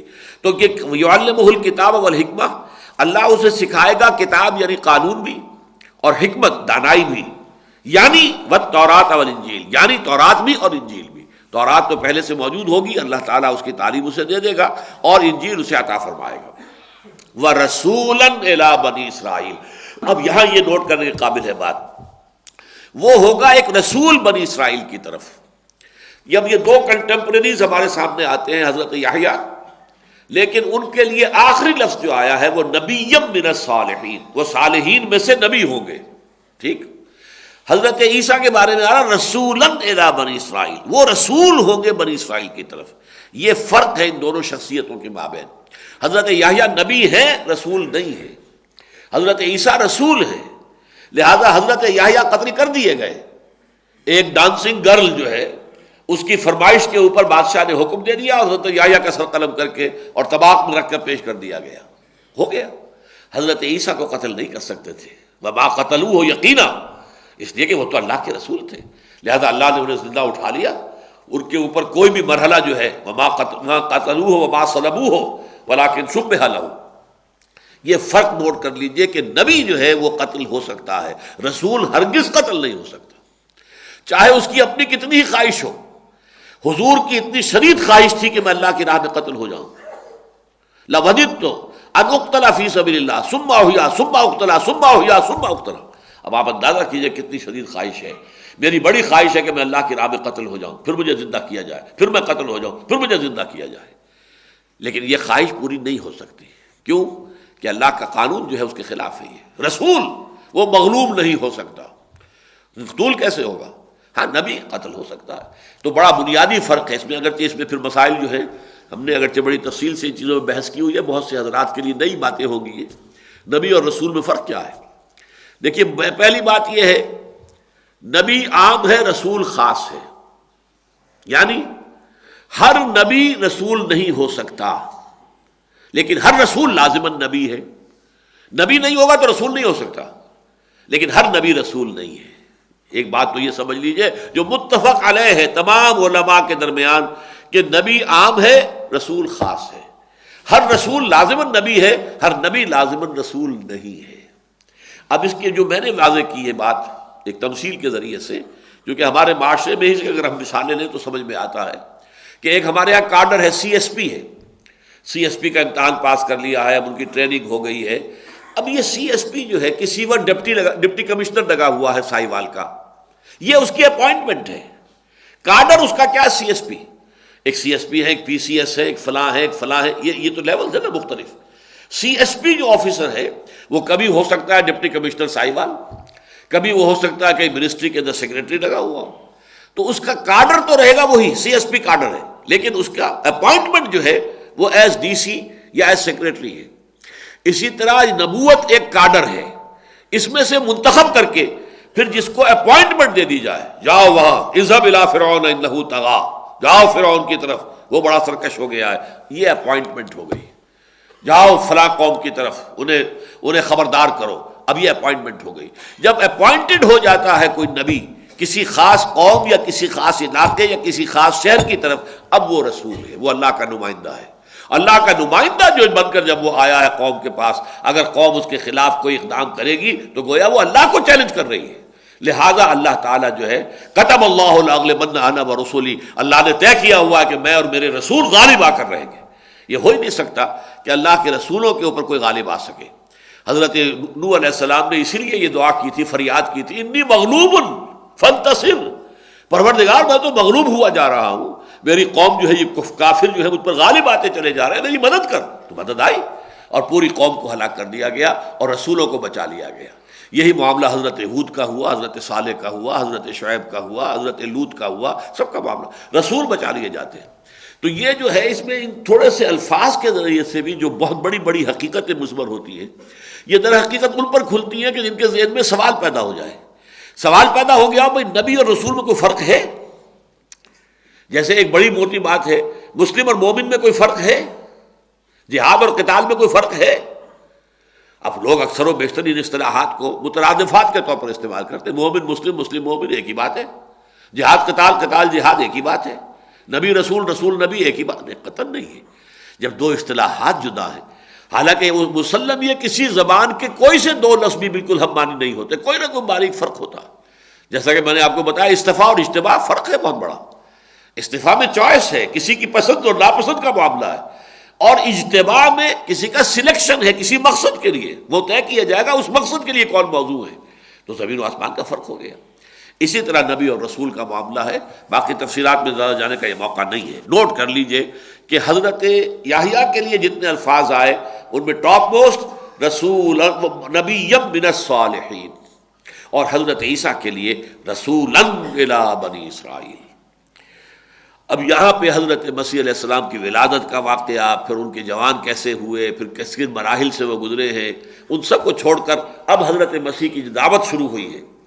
یہ تقریباً 30 برس کی عمر میں انہوں نے، جسے یہ منسٹری کہتے ہیں، he started ministry at the age of 30، یعنی انہوں نے دعوت و تبلیغ کا کام جو شروع کیا ہے وہ 30 برس کی عمر میں شروع کیا ہے.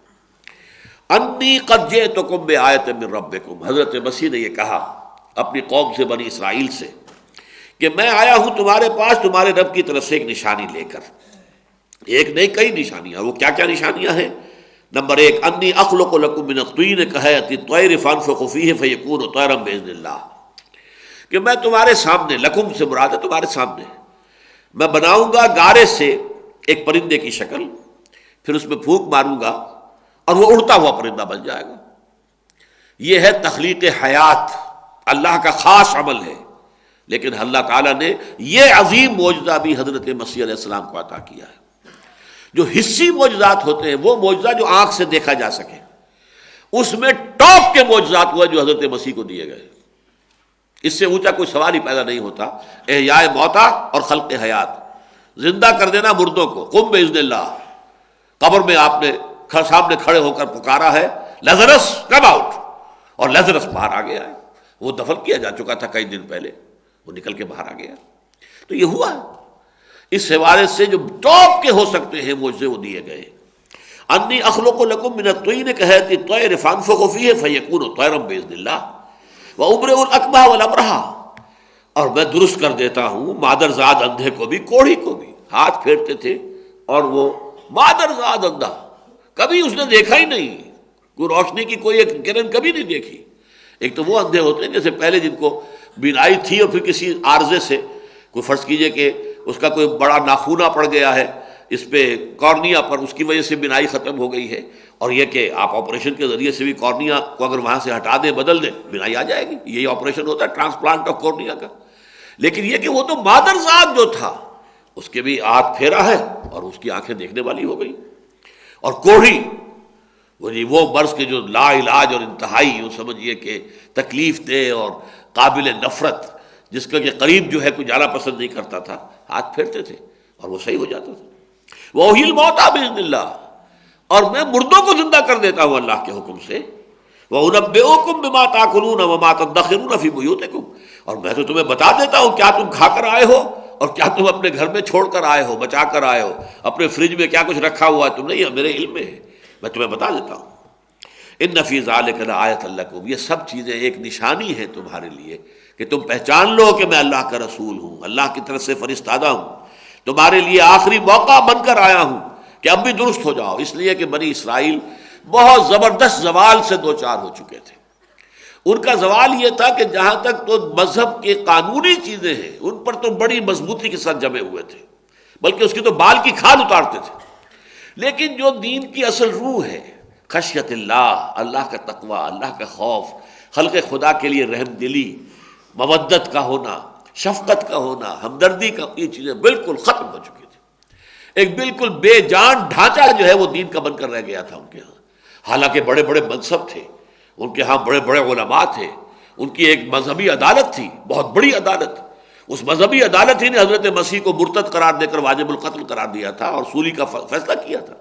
حالانکہ رومن گورنر جو تھا پائلیٹس پونٹس، اس نے کہا تھا اس نے ہمارا تو کوئی جرم نہیں کیا ہے، ہم تو اسے سزا نہیں دے سکتے، لیکن اگر تمہارا فیصلہ ہے تم باز نہیں آتے.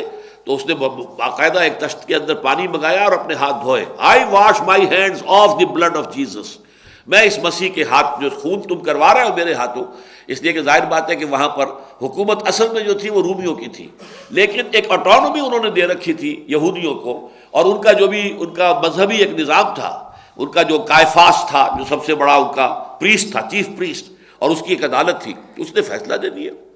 وہ خود پھانسی نہیں دے سکتے تھے، لیکن ان کے فیصلے پر جو اس کی ایگزیکیوشن ہونی تھی وہ گورنر کے ذریعے سے، پائلٹس پالٹس کے ذریعے سے، اس نے آخر میں بھی کہہ دیا کہ کوئی اس پر جرم ثابت نہیں ہوا ہے اور میں اپنے ہاتھ دھو دیتا ہوں، مجھ پر ذمہ داری نہیں ہوگی۔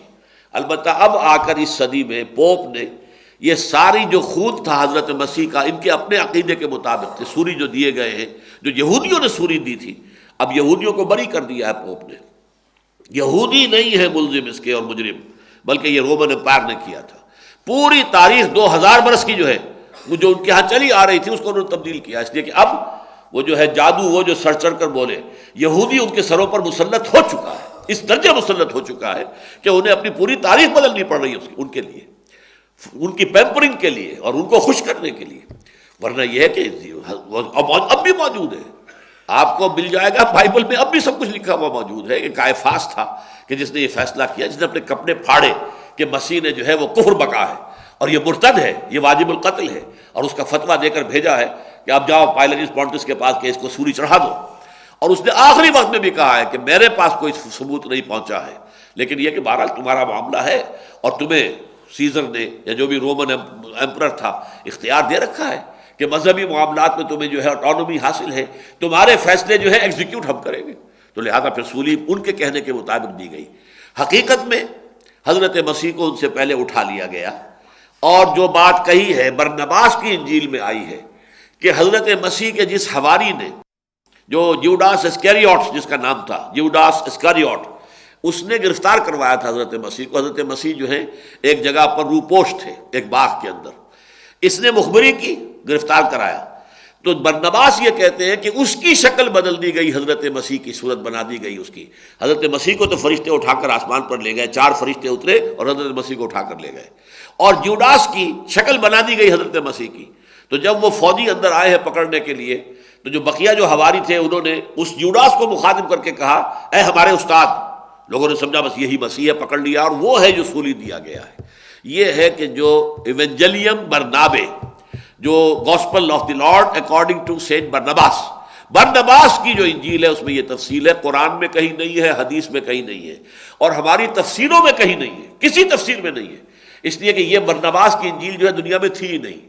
یہ تو ابھی کچھ عرصہ ہوا ہے کہ ویٹیکن کی لائبریری سے دستیاب ہوئی ہے، خود روم یعنی ان کی اپنی جو ہے روما کی، اور وہاں سے پھر اس کو چھاپا گیا ہے اور بڑی مشکل سے نکالا گیا ہے، تو اب آج دنیا میں یہ عام ہے۔ بہرحال ان فی ذلک لآیۃ لکم ان کنتم مؤمنین، یہ تمہارے لیے نشانی ہے، مانو کہ میں اللہ کا رسول ہوں، مجھے تسلیم کرو، میری پیروی کرو۔ ومصدقا لما بین یدی من التوراۃ، اور دیکھو میں تصدیق کرتے ہوئے آیا ہوں اس کی جو میرے سامنے موجود ہے تورات میں سے۔ وَلِأُحِلَّ لَكُمْ بَعْضَ الَّذِي حُرِّمَ عَلَيْكُمْ، اور تاکہ میں حلال قرار دے دوں تمہارے لیے بہت سی ایسی چیزیں جو خامخواہ حرام کر دی گئی ہیں۔ یعنی سبت کا حکم جو تھا ان کا کہ سبت میں کوئی دنیاوی کاروبار نہیں ہو سکتا، اب اس کو اتنی سختی تھی کہ کسی مریض کے دعا بھی نہیں دی جا سکتی شفا کی، یہ بھی دنیا کا کام ہو گیا، سبت میں یہ بھی نہیں ہوگا۔ انتہا درجے میں، جیسا کہ میں نے عرض کیا نا کہ جب وہ قانون ہی قانون رہ جائے تو پھر قانون کی تو وہ موشگافیاں ہوتی ہیں کہ انسان حیران ہو کر رہ جائے۔ اب ایک قانون ہے ہماری ایک فقہ میں ہے، فقہ حنفی میں ہے، کہ آپ اگر امام کے ساتھ نماز آپ پڑھ رہے ہیں تو آپ سورہ فاتحہ نہیں پڑھ سکتے، امام جو پڑھ رہا ہے وہی آپ کی طرف سے قرات ہے۔ بات سمجھ میں آ جاتی ہے ایک اعتبار سے، چلیے ہمارے نمائندے کی حیثیت سے ہمارا امام جو ہے وہ وفد کے نمائندے کی حیثیت سے اللہ کے سامنے عرض کر رہا ہے، تو گویا کہ ہماری طرف سے بھی عرض ہو گیا۔ لیکن اب مسئلہ آتا ہے کہ فرض کیجئے کسی کی 2 رکعتیں رہ گئی تھی، اب وہ نماز ختم ہو چکی ہے، اب وہ پڑھ رہا ہے 2 رکعتیں جو رہ گئی اس کی، ان میں بھی پڑھے کہ نہ پڑھے؟ اب یہاں تک بات چلی گئی، نہیں اس میں بھی نہیں پڑھنی، بس اتنی دیر کھڑے رہنا جتنی دیر میں کہ سورہ فاتحہ پڑھی جا سکے۔ اب کیسے پتہ چلے گا یہ؟ لیکن قانون ہے، فتویٰ یہی، بس کھڑے اتنی دیر رہو جتنے دیر میں سورہ فاتحہ پڑھی جا سکے، پڑھنی نہیں ہے۔ یہ ہوتا ہے تشدد قانون کے معاملے کے اندر، جب آ کر ایک بات حد سے گزرتی ہے اور قانون ہی پر سارا زور ہو جاتا ہے تو اس طرح یہ بات ہو جاتی ہے۔ تو وَلِأُحِلَّ لَكُمْ بَعْضَ الَّذِي حُرِّمَ عَلَيْكُمْ، ان قانونی موشگافیوں کے نتیجے میں بعض چیزیں جو تم پر حرام کر دی گئی ہیں میں ان کے حلال کرنے کے لیے بھیجا گیا ہوں۔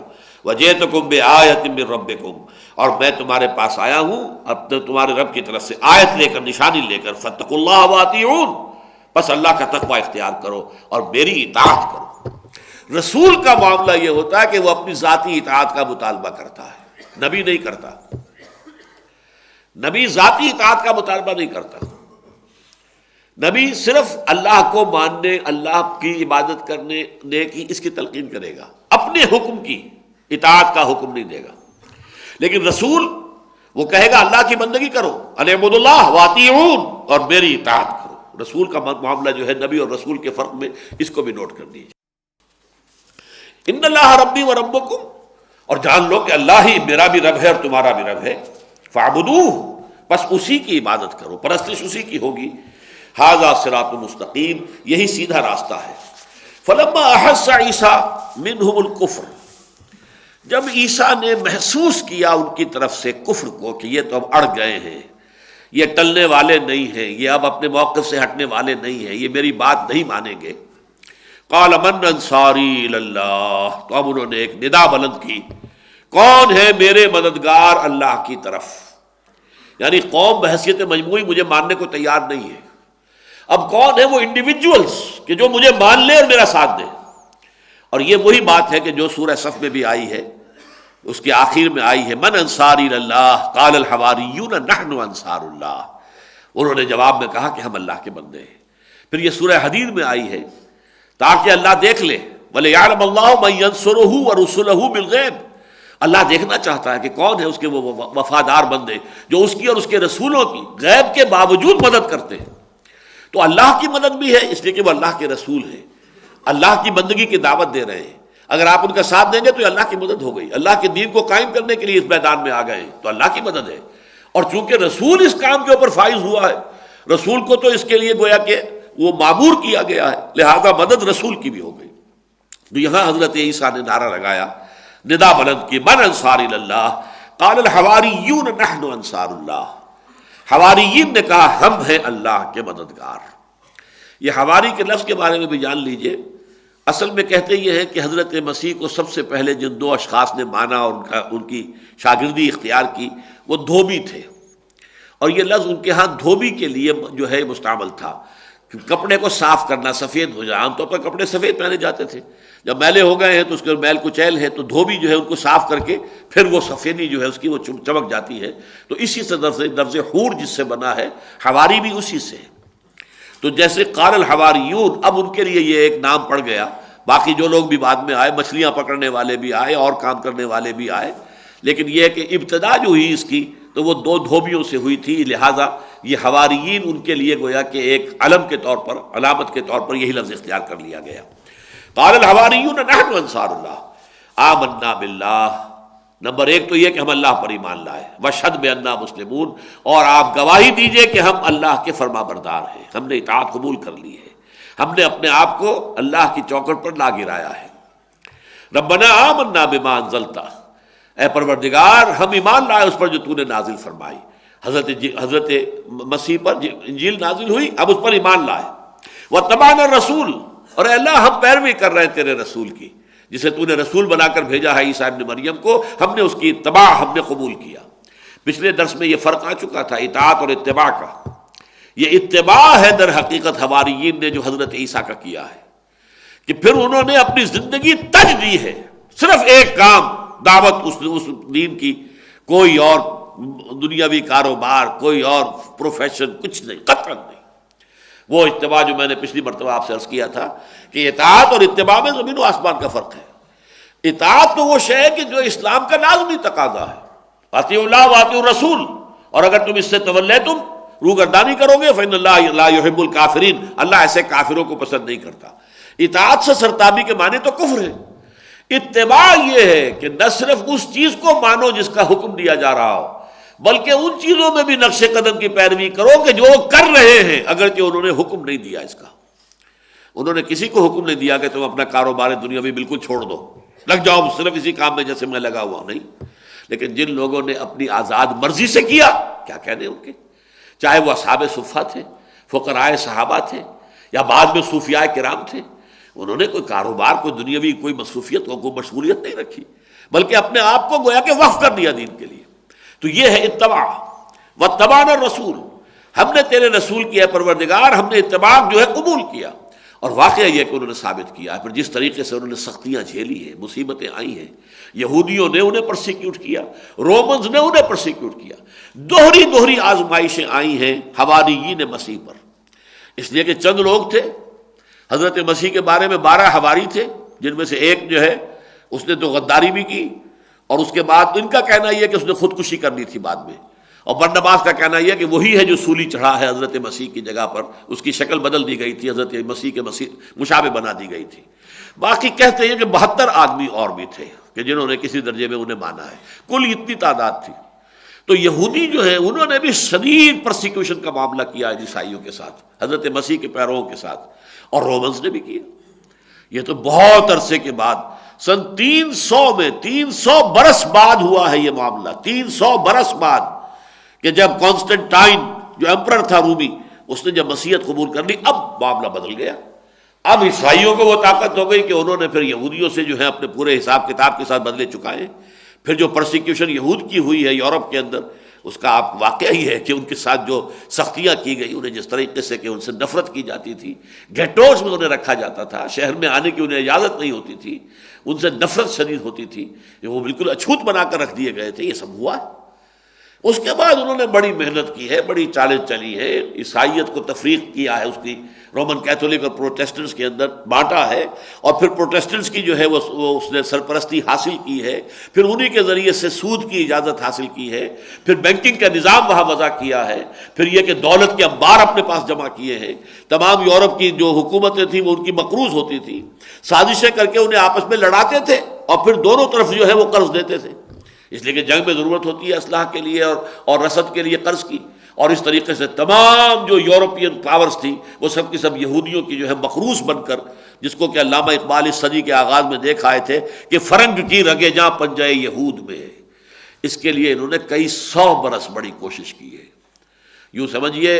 اور اس کے بعد جو پچھلے 100 برس ہیں تقریباً 1897 سے شروع ہو کر جو معاملہ ہوا تھا، جس میں کہ ایلڈرز آف دی زوائن جمع ہوئے ہیں اور انہوں نے اپنا ایک نقشہ بنایا، نقشہ کار. 20 برس کے اندر انہوں نے برطانیہ کے ذریعے سے، بالفور ڈیکلریشن کے ذریعے سے فلسطین میں اپنے داخل ہونے اور وہاں جائیداد خریدنے کا حق حاصل کر لیا. اور اس کے 21 برس بعد جو ہے اسرائیل وجود میں آ گیا. اس کے 20 برس بعد، 19 برس بعد وہ 6 روزہ جنگ کے اندر انہوں نے کتنے بڑے علاقے جو ہے، سارا ویسٹ بینک تو اسی وقت انہوں نے لیا تھا، یروشلم پر قبضہ اس وقت ان کا ہوا تھا. تو یہ ایک بڑی لمبی داستان ہے. ربنا آمنا بما انزلت واتبعنا الرسول فاکتبنا مع الشاہدین. تو اے پروردگار ہمارا نام درج کر لے ان میں کہ جو گواہ ہیں تیرے اور تیرے رسولوں کے گواہ. ومکروا ومکر اللہ، انہوں نے بھی اپنی سی چالیں چلی اور اللہ نے بھی چال چلی. اب اس میں تفصیل نہیں ہے کیا چالیں انہوں نے چلی، کیا اللہ نے چلی. انہوں نے جو چال چلی حضرت مسیح کو مرتد قرار دے کر، اور پھر ان کو واجب القتل قرار دیا گیا، اور پھر جب طے کر دیا گیا کہ رسولی دی جائے، اور پھر حوالے کر دیا رومن امپائر کے اور گورنر پائلیٹس پونٹس کے، یہ ان کی اپنی چالیں تھیں. اللہ کی اپنی چال تھی کہ اس سے پہلے کہ حضرت مسیح کو کوئی غضب پہنچے، گرفتاری سے پہلے ہی حضرت مسیح کو اللہ تعالیٰ نے آسمان پر اٹھا لیا. اور اس شخص کی شکل، اگر یہ بات صحیح ہے، میں یقین کے ساتھ تو نہیں کہہ سکتا، لیکن گمان غالب میرا بھی یہی ہے کہ اسی سے وہ چیز پوری فٹ ہو جاتی ہے، بات پوری واضح ہو جاتی ہے کہ اس شخص کی شکل بدل دی گئی اور وہ سولی پر چڑھا ہے. اسی لیے آخر میں وہ چلاتا ہوا گیا دنیا سے، ایلی ایلی لما سبقتنی وغیرہ جو الفاظ آئے ہیں حضرت مسیح کے کردار کے تو مطابق ہی نہیں ہے وہ. تو یہ چیخنا کہاں حضرت مسیح کا وہ پہلے دکھاتے ہیں کہ بڑی استقامت اور بڑا وہ، لیکن یہ کہ عین پھانسی کے وقت جو ہے اس پر وہ چیخیں چلائیں روئے. یہ معاملہ تو ہو سکتا ہے تو کسی جھوٹے شخص کا ہو سکتا ہے، کسی سچے آدمی کا تو وہ کردار ہی نہیں ہے کہ جو عین جو کروسیفیکیشن کے وقت جو نقشہ پیش کیا جاتا ہے حضرت مسیح کا. بہرحال ومکروا ومکر اللہ، انہوں نے چالیں چلی اور اللہ نے اپنی چال چلی. واللہ خیر الماکرین، اور اللہ تعالیٰ بہترین چال چلنے والا ہے. اس قال اللہ یا عیسیٰ، اب یہ اس کا ڈراپ سین ہے. یاد کرو جب کہ کہا اللہ نے اے عیسیٰ انی متوفیک ورافعک الی ومطہرک من الذین کفروا وجاعل الذین اتبعوک فوق الذین کفروا الی یوم القیامہ. جب انہوں نے حضرت عیسیٰ سے کہا اللہ نے اے عیسیٰ انی متوفیکا، میں تمہیں قبض کر لوں گا. یہ ہے وہ لفظ کہ جس کے اوپر یا جو ہمارے قادیانی ہیں انہوں نے ڈیرا لگایا ہے، نا سمجھ یا یوں سمجھیے کہ پڑھے لکھے ان پڑھ، جنہوں نے باقی تو انگریزی علوم حاصل کیے ہیں یا انگریزی زبان پڑھی، عربی سے واقف نہیں ہے، تو اس کی ناواقفیت سے فائدہ اٹھاتے ہیں کہ وفات کے معنی ہے موت دے دینا، انی متوفی کا میں تمہیں موت دے دوں گا، وفات دے دوں گا، نہیں، یہ معنی نہیں ہے۔ میں نے جیسا کہ کئی مرتبہ عرض کیا ہے، یہ لفظ جو آتا ہے عربی زبان میں، یہ ثلاثی مجرد میں وفا یفی، اوفا یوفی باب افعال میں، وفا یوفی باب تفعیل میں، اور پھر توفا یتوفا باب تفاعل میں، استوفا یستوفی باب استفعال میں۔ تو ان مختلف بابوں میں آ کر اس کے معنی بالکل بدل جاتے ہیں۔ اوفا یوفی، وفا یوفی، پورا پورا دے دینا، دے دینا، توفا یتوفی، پورا پورا لے لینا، قبضے میں لے لینا، انی متوفی کا میں تمہیں پورے کو، سموچے کو، پوری شخصیت کو میں اپنے قبضے میں لے لوں گا، ورافعک الیہ، اور تمہیں اپنی طرف بلند اٹھا لوں گا آسمان کی طرف۔ اب اس کا لفظ کا ہم موت پر اس لیے اطلاق کر دیتے ہیں کہ موت میں بھی جان قبضے میں لے لی اللہ نے، لیکن جسم تو یہی رہا نا۔ نیند میں شعور لے لیتے ہیں، حالانکہ جان بھی رہتی ہے جسم کے اندر، اس پر بھی توفی کا اطلاق ہے۔ اللہ یتوفی الانفس حین موتها والتي لم تمت فی منامها، اللہ تعالیٰ نفوس کو اپنے قبضے میں لے لیتا ہے موت کے وقت، اور جن کی موت کا وقت نہ آیا ہو تو ان کی نیند کے اندر، نیند میں صرف شعور اللہ نے لے لیا، جان بھی موجود ہے اور جسم بھی موجود ہے۔ موت میں شعور اور جان دونوں اللہ نے لے لی، جسم یہاں موجود ہے، اور حضرت عیسیٰ کے لیے شعور اور جان اور پورا وجود جسمانی سب اللہ نے لے لیا۔ تو تمام و کمال جو اطلاق ہوگا وفا یوفی اور وفا یتوفی کا، وہ تو ہو رہا ہے حضرت عیسیٰ علیہ السلام پر، پوری شخصیت کو، ان کے پورے وجود کو، جسم اور جان اور شعور سمیت اللہ نے اوپر اٹھایا، ورافعک الیہ، اور تمہیں اپنی طرف میں اٹھا لوں گا، ومطہرک من الذین کفروا، اور تمہیں پاک کر دوں گا ان کافروں سے، وجاعل الذین تبعوک فوق الذین کفروا الی یوم القیامہ، اور جو لوگ تیری پیروی کریں گے انہیں بالا تر کروں گا ان پر کہ جو تیرا انکار کریں گے قیامت تک۔ اب یہ معاملہ پہلی مرتبہ میرے ذہن میں آ رہا ہے کہ اس آیت سے بھی قرب قیامت کا معاملہ ثابت ہو رہا ہے قطعیت کے ساتھ۔ جن لوگوں نے حضرت مسیح کی پیروی کی، مانا انہیں، چاہے انہوں نے مغالطہ کیا، غلو کی وجہ سے انہیں خدا کا بیٹا بنا دیا، حالانکہ جب ان سے بات کی جاتی ہے وہ کہتے ہیں ہم بھی توحید کے قائل ہیں، ایک میں تین، تین میں ایک، وہ ایک گورکھ دھندا ہے بنا رکھا ہے انہوں نے، لیکن کہتے ہیں یہ کہ ہم بھی توحید کے ہیں، توحید کے قائل ہیں۔ بہرحال ہیں وہ عیسیٰ کے ماننے والے۔ فرمایا جو تمہارے ماننے والے ہوں گے انہیں میں بالا تر رکھوں گا ان پر جو تمہیں نہیں مانیں گے۔ جنہوں نے نہیں مانا وہ تو ہے یہودی، اور یہودیوں پر بالا تر رہے ہیں عیسائی، اللہ ابھی حال ہی میں جو شکل ہو گئی ہے، اس وقت جو ہے یہودی در حقیقت مسلط ہو گیا عیسائیوں پر۔ یہ ایک دوگنا ایک فینومینن ہے، ڈبل۔ ایک طرف یہ کہ جہاں تک دنیاوی طاقت اور قوت، دولت، ثروت کا معاملہ تو وہ تو عیسائیوں کی ہے کہ جو یہودیوں کے لیے استعمال ہو رہی ہے، ورنہ واقعہ یہ ہے کہ ذرا اگر عیسائی قوتیں اور حکومتیں جو ہے یہودیوں کی سپورٹ چھوڑ دیں تو تکہ موٹی کر کے رکھ دیں عرب ان کی۔ لیکن یہ تو امریکہ کی بات ہے۔ سن 73 میں رمضان وار جو تھی سن 73 کی، تو مصریوں نے اپنے ماتھے پر سے سن 67 کا داغ جو تھا وہ اس کو دھو دیا تھا، بارلیو لائن کراس کر دی، جسے وہ سمجھتے تھے کہ ناممکن ہے ہمارا یہ دفاع کا جو معاملہ ہے، بارلیو لائن کوئی کراس کر ہی نہیں سکتا، اور مصریوں نے کر کے دکھا دی۔ لیکن پھر جب وہ آیا ہے اسلحہ اور اس کا ایک سلسلہ چلا ہے، اور جس طرح کا ہتھیار ان کو دیے گئے ہیں، اب امریکہ میدان میں آ گیا تو بیچارے مصری کیا کرتے ہیں۔ لیکن حقیقت کے اعتبار سے یہ ہے کہ اس وقت ان عیسائی حکومتوں کی پالیسیوں کو کنٹرول کر رہے ہیں یہودی۔ تو یہ اب جو شکل بن گئی ہے یہ عارضی ہے، الی یوم القیامہ۔ اس سے معلوم ہوتا ہے کہ یہ صورت اب قیامت کے بہت قریب ہوئی ہے، اور اب قیامت جو ہے بہت نزدیک ہے۔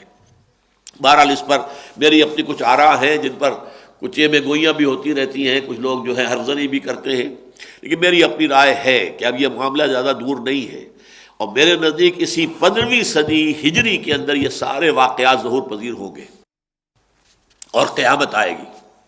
وَإِذْ قَالَ اللَّهُ يَا عِيسَىٰ إِنِّي مُتَوَفِّيكَ وَرَافِعُكَ إِلَيَّ وَمُطَهِّرُكَ مِنَ الَّذِينَ كَفَرُوا وَجَاعِلُ الَّذِينَ اتَّبَعُوكَ فَوْقَ الَّذِينَ كَفَرُوا إِلَىٰ يَوْمِ الْقِيَامَةِ ثُمَّ إِلَيَّ مَرْجِعُكُمْ، پھر میری ہی طرف تم سب کو لوٹنا ہے، آنا ہے۔ فَأَحْكُمُ بَيْنَكُمْ فِي مَا كُنْتُمْ فِيهِ تَخْتَلِفُونَ، پھر میں فیصلہ کر دوں گا تمہارے مابین ان تمام چیزوں کے ضمن میں جن میں تم اختلاف کرتے رہے تھے۔ فَأَمَّا الَّذِينَ كَفَرُوا فَأُعَذِّبُهُمْ عَذَابًا شَدِيدًا فِي الدُّنْيَا وَالْآخِرَةِ، تو وہ لوگ کہ جنہوں نے کفر کیا ہوگا ان کو تو میں عذاب دوں گا، شدید عذاب، دنیا میں بھی اور آخرت میں بھی۔ یہ شدید عذاب دنیا کا اس وقت سے مسلسل چلا آ رہا ہے، نوٹ کیجئے۔ رومنز نے سن 70 عیسوی میں بیت المقدس کو تباہ کیا، 1,33,000 یہودی قتل کیے۔ ہیکل سلیمانی جو سیکنڈ ٹائم بنایا گیا تھا، سیکنڈ ٹیمپل گرا دیا گیا، انہیں نکال دیا گیا، بھاگ جاؤ یہاں سے، مصر سے نکل جاؤ باہر، اس سے فلسطین سے۔ اس کو وہ کہتے ہیں ڈائسپورا، انتشار کا دور۔ جہاں سینگ سمائے، کوئی یورپ میں چلے گئے، کوئی روس میں چلے گئے، پولینڈ میں چلے گئے، کوئی مغربی جرمنی میں، انگلینڈ میں، انڈیا میں، یمن میں، مختلف ممالک کے اندر پھیل گئے، ایران میں جا کے آباد ہو گئے۔ یہ ڈائسپورا کہلاتا ہے۔ یہ ڈائسپورا ختم ہوا اس صدی کے آغاز میں، جب 1917 میں بالفور ڈیکلریشن کے ذریعے انہیں اجازت مل گئی کہ آؤ واپس، آ کر یہاں پر تم زمین بھی خرید سکتے ہو، مکان بھی خرید سکتے ہو، اور منہ مانگے دام دے کر انہوں نے زمینیں خریدی ہیں۔ ایک فلسطینی عرب سے کہتے ہیں کہ یہ مکان کتنے پیسے لوگے؟ انہوں نے کہا 2 لاکھ۔ 3 لاکھ دیتا ہوں، لیکن کل فارغ ہو جاؤ، نکل جاؤ، لو 3 لاکھ۔ کھیت کا کیا مانگتے ہو؟ جو مانگا اس نے اس سے زیادہ دیا، نکل جاؤ۔ اس سے ان کو اپروٹ کیا، وہاں اپنے قدم جمائے۔ اس کے بعد آپ کو معلوم ہے کہ اسرائیل کی ریاست قائم ہو گئی 1948 میں، پاکستان کے تقریباً 9 مہینے بعد۔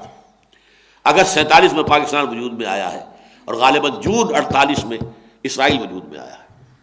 یہ سارا معاملہ جو ہو رہا ہے بڑی تیزی کے ساتھ، یہ بہت حالات جو ہے وہ ادھر جا رہے ہیں، اور اس کے بعد آخری شو ڈاؤن ہونا ہے۔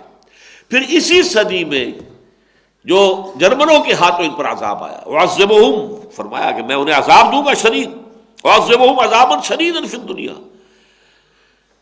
60 لاکھ یہودی ختم کیا گیا ہے، 6 ملین۔ بعض لوگ کہتے ہیں نہیں 4 ملین، 40 لاکھ، واللہ عالم، لیکن یہ کہ ان کا اپنا کہنا یہ کہ 6 ملین، اور ابھی تک ہر جانے لے رہے ہیں۔ جرمنی سے کتنی بڑی بڑی رقمیں یہ لے چکے ہیں ہر جانے کے طور پر، اس وقت تو گویا کہ پورا حساب کتاب برابر کر رہے ہیں۔ ہمارا اتنا سونا اس وقت جو ہے ضبط کر لیا گیا تھا، اس سونے کی یہ قیمت تھی، اس کے اوپر اتنے عرصے کا سود بھی لاؤ یہ پیسے ہمارے پاس، اور امریکہ دلوا رہا سب۔ اس وقت جو ہے ان کا جو پوری سربراہی جو ہے اس وقت دنیا کے اندر، جو چیف جو ہے سول سپریم پاور آن ارتھ، وہ ان کے ہاتھ کے اندر ہے، مرغ دستابوس۔ دنیا میں بھی عذاب، اب آخری عذاب اب آئے گا جب یہ بھٹی دہکے گی، جو دہکنے والی ہے۔ اب فلسطین میں جو کچھ ہو رہا ہے کوئی صورت ہی نہیں ہے، کوئی ان کے مابین معاہدہ ہو تو کیسے ہو؟ یروشلم ایک شہر ہے، اس کا فرض کیجئے ایک احاطہ ہے، 2000 مربع گز ہوگا، اور کتنا ہوگا؟ لیکن یہی احاطہ ہے جو ان کے نزدیک بھی ان کا مقدس ترین احاطہ ہے، اور مسلمانوں کے نزدیک بھی مقدس ترین احاطہ ہے۔ نہ مسلمان اس کو چھوڑ سکتے، نہ وہ چھوڑ سکتے۔ پھر کیسے ہوگی صلح؟ وہ کہتے ہیں یہی ٹیمپل ماؤنٹ ہے، یہی پر تھا ہیکل سلیمانی، جہاں اس وقت جو ہے قبۃ الصخرہ ہے۔ جب بھی اگر آپ ٹیلی ویژن پہ کبھی دیکھتے ہو، خبریں آتی ہیں BBC وغیرہ کی، تو جب بھی یروشلم کی بات آئے گی تو پیچھے وہ بڑا گنبد جو ہے اونچا، سب سے اونچی عمارت جو ہے یروشلم کی، وہ وہی ہے، وہ سنہری، اس کے اوپر جو ہے پتری چڑھی ہوئی ہے۔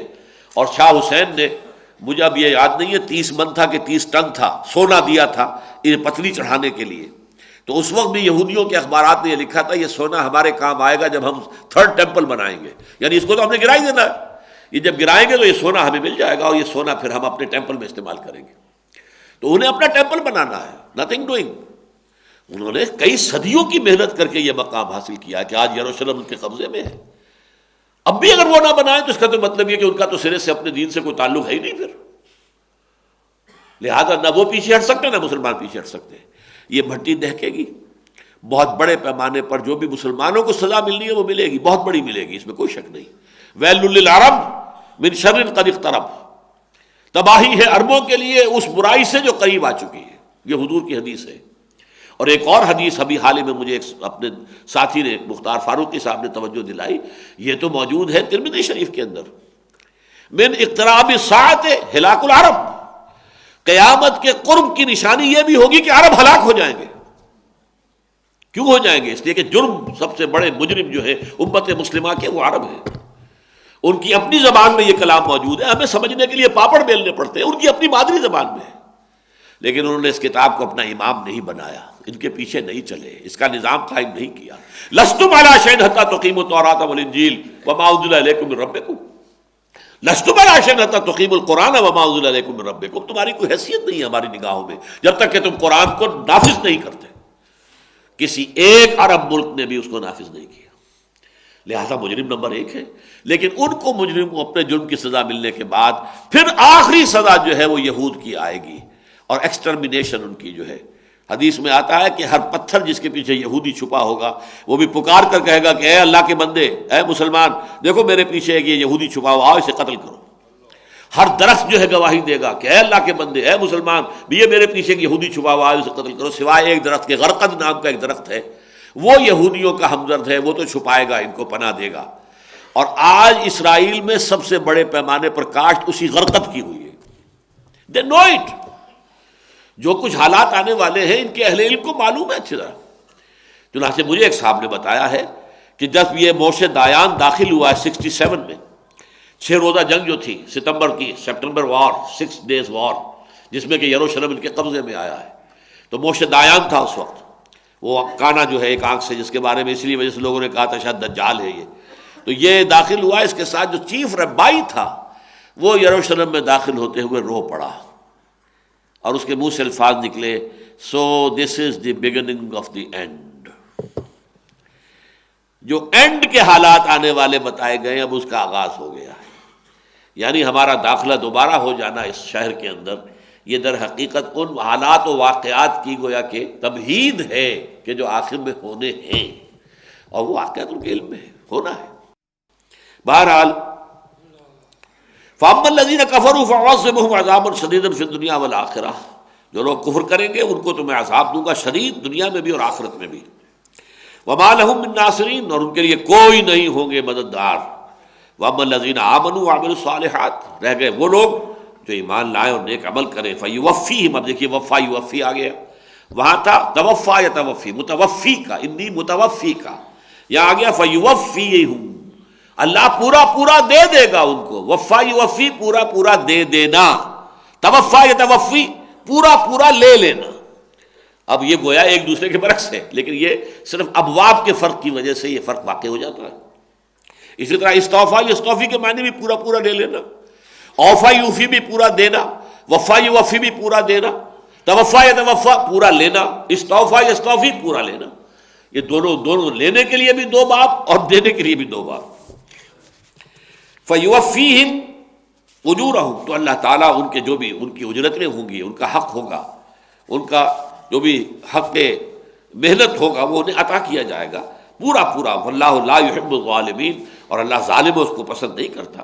ذَلِكَ نَتْلُوهُ عَلَيْكَ مِنَ الْآيَاتِ وَالذِّكْرِ الْحَكِيمِ، یہ ہیں وہ چیزیں کہ جو اے نبی ہم آپ کو سنا رہے ہیں، تلاوت کر رہے ہیں آپ پر، من الآیات، آیات الہی میں سے، والذکر الحکیم، اور ایک انتہائی محقق اور مستحکم نصیحت کے طور پر، یعنی یہ آیات ہے کہ جن سے حقیقت منکشف ہو جاتی ہے کہ عیسیٰ کوئی الوہیت کا کوئی مقام انہیں حاصل نہیں، ان کی پیدائش بن باپ کے ہوئی ہے تو اس کی وجہ سے الوہیت نہیں ہو جاتی۔ اس سے پہلے حضرت یحییٰ کی ولادت بھی اسی طریقے سے ہوئی ہے، اس سے پہلے حضرت اسحاق کی ولادت بھی اسی طور سے ہوئی ہے، غیر معمولی حالات کے اندر۔ ان مثل عیسیٰ عند اللہ کا مثل آدم، عیسیٰ کی مثال اللہ کے نزدیک تو آدم کی طرح ہے، اسے بنایا خلقہ من تراب ثم قال له کن فیکون، اسے بنایا مٹی سے اور پھر اس میں جب کہا کہ ہو جا وہ ہو گیا۔ یعنی یہ 2 مرحلے ہیں، ایک اس کا مٹی سے بننا، اس کا ہیولہ تیار ہونا۔ اب یہ مٹی سے بننا اس شکل میں بھی ہو سکتا ہے میرے اور آپ کے ذہن میں، جیسے کہ حضرت عیسیٰ علیہ السلام نے مٹی کا، گارے کا ایک پرندہ بنایا، پھونک ماری اور وہ اڑتا ہوا پرندہ ہو گیا۔ تو اگر کوئی شخص یہ سمجھتا ہے کہ اللہ نے گارے سے اسی طریقے سے ایک شکل بنائی تھی اور اس کے اندر اپنی روح میں سے پھونک دیا تو وہ آدم ہو گیا، یہ بھی ممکن ہے۔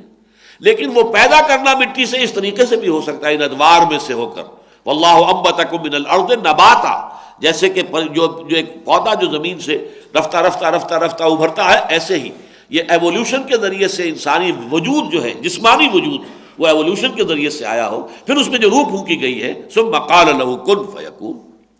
تو بہرحال اس اعتبار سے جو عام تصور ہے آدم کی تخلیق کا، اصلی کہ ہمارے عوام میں بھی وہی ہے کہ جیسے کہ کوئی بچہ جو ہے وہ کوئی مٹی کا پتلا بنائے، ایسے ہی شاید اللہ تعالیٰ نے مٹی کا پتلا بنایا تھا، تو گویا کہ یہ بات اس سے واضح ہو گئی کہ نہ اس کا باپ ہے نہ اس کا ماں ہے، تو صرف باپ کے نہ ہونے کی وجہ سے تم خدا مان رہے ہو اور الوہیت میں شامل کر رہے ہو، تو پھر اس صورت میں تو نہ باپ نہ ماں، اس کے بغیر ہی ہو گیا ہے۔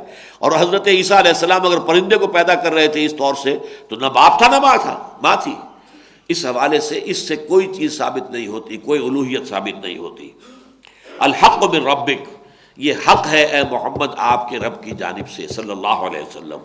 فلا تکن من الممترین، بظاہر خطاب حضور سے، حضور کے وساطت سے مخاطب وہ ہیں جن سے ساری گفتگو یہ ہو رہی تھی اور جن کے سامنے پھر یہ آیات پڑھ کر سنائی گئی ہیں۔ اسی کے مثل آیات ہیں جو سورہ مریم میں ہے، وہ پڑھ کر سنائی گئی تھی نجاشی کو رحمۃ اللہ علیہ، جبکہ وہ ہمارے گئے ہوئے تھے وہاں پر، مہاجر پناہ گزین ہو گئے تھے وہاں جا کر، اور یہ کہ قریش کی طرف سے وفد لے کر، یہ عمرو بن العاص اس وقت تک کافر تھے، مشرک تھے، یہ گئے تھے واپس لینے کے لیے، تو وہاں حضرت جعفر طیار رضی اللہ تعالی عنہ، حضرت علی کے بڑے بھائی، انہوں نے وہاں کھڑے ہو کر سورہ مریم کی آیات تلاوت کی تھی، اور نجاشی نے ایک تنکا اٹھا کر زمین سے کہا تھا کہ جو کچھ ان آیات میں عیسیٰ کے بارے میں کہا گیا ہے، عیسیٰ ان سے ایک تنکا بھر بھی زیادہ نہیں تھے۔ یہی ہے حقیقت عیسیٰ کی۔ ذالک عیسی ابن مریم قول الحق الذی فیہ یمترون، وہاں جو ہے پوری گفتگو کے ذالک عیسی ابن مریم، یہ تھے عیسیٰ ابن مریم جسے تم نے خدا بنا لیا، گاڈ انکارنیٹ بنا دیا، تین میں کا ایک بنا دیا، جو کیا بنا دیا، خدا کا بیٹا بنا دیا، اس سے آگے بڑھ کر صلبی بیٹا بنا دیا، جو تم نے چاہا بنا دیا۔ ذالک عیسی ابن مریم قول الحق الذی فیہ یمترون ما کان للہ ان یتخذ من ولد سبحانہ اذا قضى امرا فانما يقول له کن فیکون، اللہ تعالیٰ اس سے پاک ہے وہ کسی کو اپنا بیٹا بنائے۔ فمن حاجک فیہ من بعد ما جاءک من العلم، اب یہ کئی دن کی جو گفت و شنید ہوتی رہی، اس میں احادیث میں آتی ہے تفصیل، اس میں یہ آیا آخری بات، تو اے نبی جو آپ سے جھگڑے حجت بازی کرے اس کے بعد بھی کہ یہ العلم آ چکا ہے آپ کے پاس اور آپ کے ذریعے سے ان کے سامنے بھی آ چکا، جو حاصل حقیقت ہے عیسیٰ کی وہ تو بیان ہو گئی، مبرہن ہو گئی، واضح ہو گئی، اب بھی وہ اگر لگے ہوئے ہیں کٹ حجتی کے اندر، فقل تو کہہ دیجئے، آپ چیلنج کیجئے، تعالو آؤ ندعو ابناءنا و ابناءکم، ہم پکار لیتے ہیں اپنی اولاد کو، تم پکار لو، تم لے آؤ اپنی اولاد کو، ونساءنا ونساءکم، ہم بلا لیتے ہیں اپنی خواتین کو، تم بلا لو اپنی خواتین کو، وانفسنا وانفسکم، اور ہم خود بھی حاضر ہو جاتے ہیں، تم بھی حاضر ہو جاؤ، ثم نبتہل، پھر ہم گڑ گڑا کر اللہ کے سامنے دعا کریں، فنجعل لعنت اللہ علی الکاذبین، اور ہم یہ کہیں اے اللہ تیری لعنت ہو جائے اس پر جو جھوٹا ہو۔ یہ ہے مباہلہ۔ یہ مباہلہ جو ہے یہ کہیں آغاز میں نہیں ہوا کرتا، بلکہ یہ کہ پوری طرح اتمام حجت ہو جائے، جہاں تک دلیل کا معاملہ ہے وہ واضح ہو چکی ہو، جہاں تک بھی معاملات کا جو ہے کسی منطق کے اعتبار سے استدلال کے ذریعے سے واضح کرنا ممکن ہو وہ ممکن کیا جا چکا ہو، اور پھر آپ کو یہ بھی احساس ہو جائے کہ دل میں یہ بھی مان چکا ہے اگرچہ اڑا ہوا ہے ضد کے اوپر، تب پھر مباہلے کی بات ہوتی ہے، آؤ پھر مباہلہ کریں۔ اب یہ کہ ہم دعا کریں گے اللہ ہم میں سے جو باطل پر ہے، جو غلط کہہ رہا ہے، جو جھوٹا ہے، اور جھوٹا اسی معنی میں ہوتا ہے کہ اس کے اندر کچھ اور ہے، کہہ کچھ اور رہا ہے، اسے معلوم تو ہو چکا ہے، حقیقت یہ ہے انہیں معلوم ہے، وہ تو میں آپ کو بتا چکا ہوں کہ وہ ابو حارثہ ابن علقمہ نے تو جاتے ہوئے کہہ دیا تھا، جب چھوٹے بھائی نے کہا تعیس العباد، وہ دور والا جو ہے ہلاک ہو جائے، یعنی محمد صلی اللہ علیہ وسلم معاذ اللہ، تو اس نے کہا تعیست امک، نہیں تیری ماں ہلاک ہو جائے، اور وہ حیران ہوا کہ یہ میں نے تو محمد کے بارے میں کہا تھا صلی اللہ علیہ وسلم، یہ بھائی جان مجھ سے کیوں ناراض ہو گئے، میرے اوپر برس پڑے، تو جب انہوں نے کہا تم نہیں جانتے وہ ہے اللہ کا نبی، اللہ کا رسول ہے، پھر اس نے کہا پھر ہم مانتے کیوں نہیں؟ مانیں گے تو یہ ساری مراعات جو ہمیں ملی ہوئی ہیں، ہماری عزت ہے، اعزاز ہے، ہمیں جو بھی دولت ملتی ہے سلطنت روما کی طرف سے، یہ سب سے ہاتھ دھونا پڑے گا، مانیں گے تو ہم نہیں، لیکن ہے وہ نبی۔ فَقُلْ تَعَالَوْا نَدْعُ أَبْنَاءَنَا وَأَبْنَاءَكُمْ وَنِسَاءَنَا وَنِسَاءَكُمْ وَأَنفُسَنَا وَأَنفُسَكُمْ ثُمَّ نَبْتَهِلْ فَنَجْعَلْ لَعْنَتَ اللَّهِ عَلَى الْكَاذِبِينَ إِنَّ هَذَا لَهُوَ الْقَصَصُ الْحَقُّ۔ یہ بات معلوم ہے کہ پھر وہ اس چیلنج کے مقابلے میں راہ فرار اختیار کر گئے، ایک رات کی مہلت مانگی اور اسی رات کے دوران روانہ ہو گئے اپنا قافلہ وہاں سے لپیٹ کر، ورنہ 60 آدمی تھے۔ إِنَّ هَذَا لَهُوَ الْقَصَصُ الْحَقُّ، یقیناً یہ ہے بیان حقیقت کا، ساری بات جو حقیقت کی ہے وہ بیان کر دی گئی. قصص الحق، یہ بیان ہے سچا. وما من الہ الا اللہ، نہیں ہے کوئی معبود سوائے اللہ کے. وَإِنَّ اللَّهَ لَهُوَ الْعَزِيزُ الْحَكِيمُ، اور یقیناً اللہ تعالیٰ زبردست ہے، کمال حکمت والا. بارک اللہ لی ولکم فی القرآن العظیم ونفعنی وإیاکم بالآیات والذکر الحکیم.